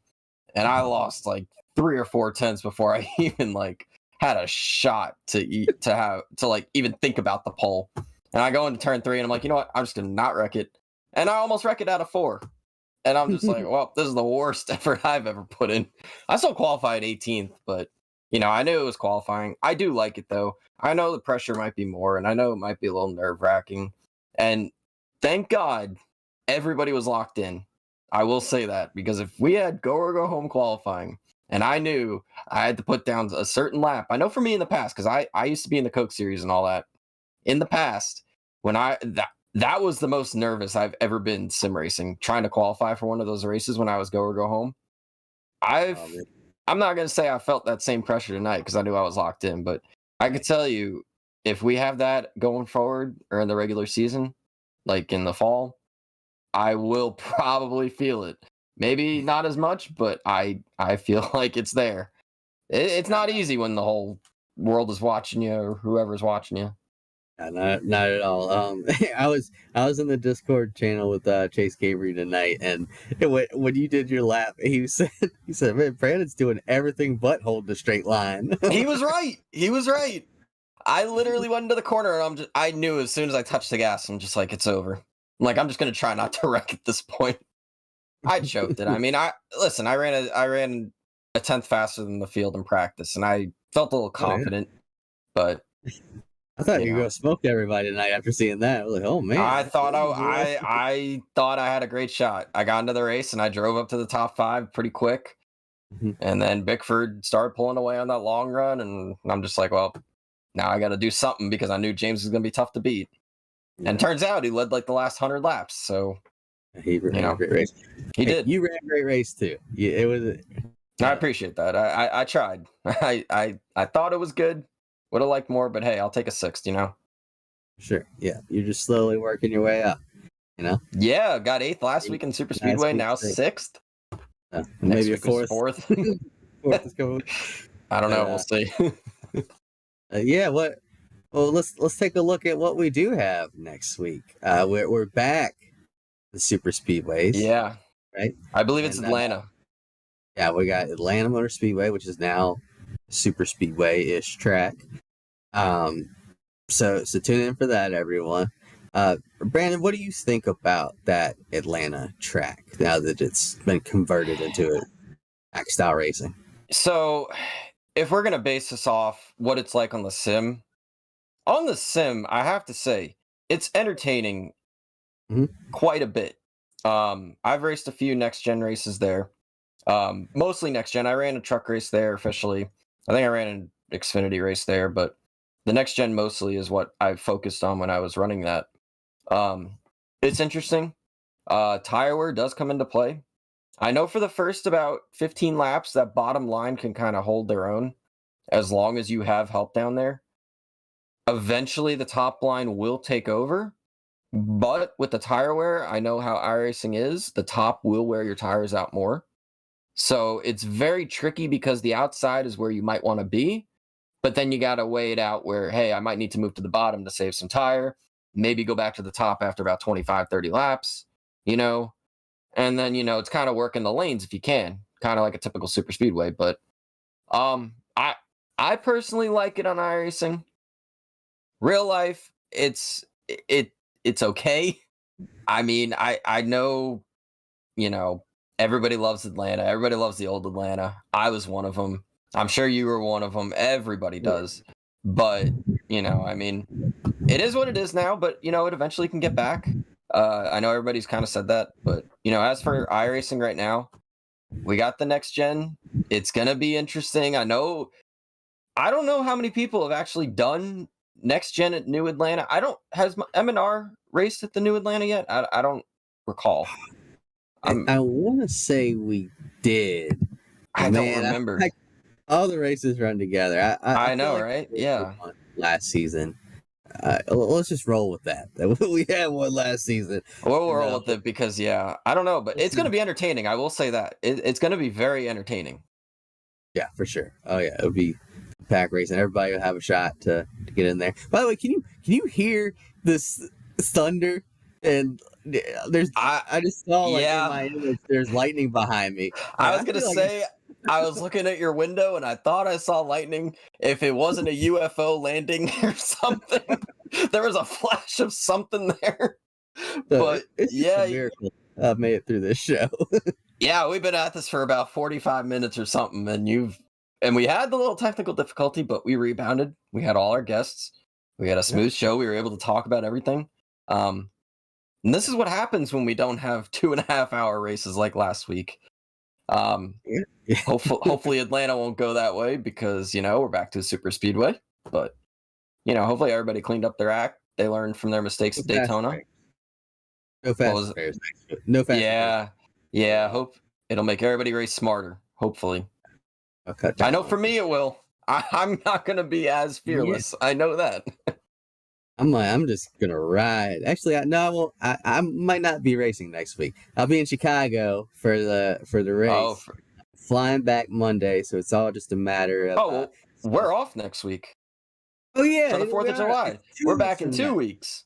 2 weeks from now. Everybody tune in 2 weeks from now. Don't try to watch us next week. We're not gonna be here. Yeah. Next week's 4th of July. Man, I forgot. We'll be popping off fireworks. Yep, little firecracker action. Firecracker 400 back in the day. Yeah, there we go. I miss it. Yeah. So, yeah, that about does it for us.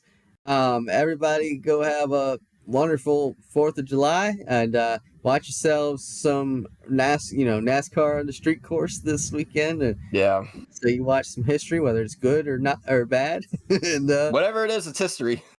Look for me at the track there. Exactly. Look for me when you're watching on TV.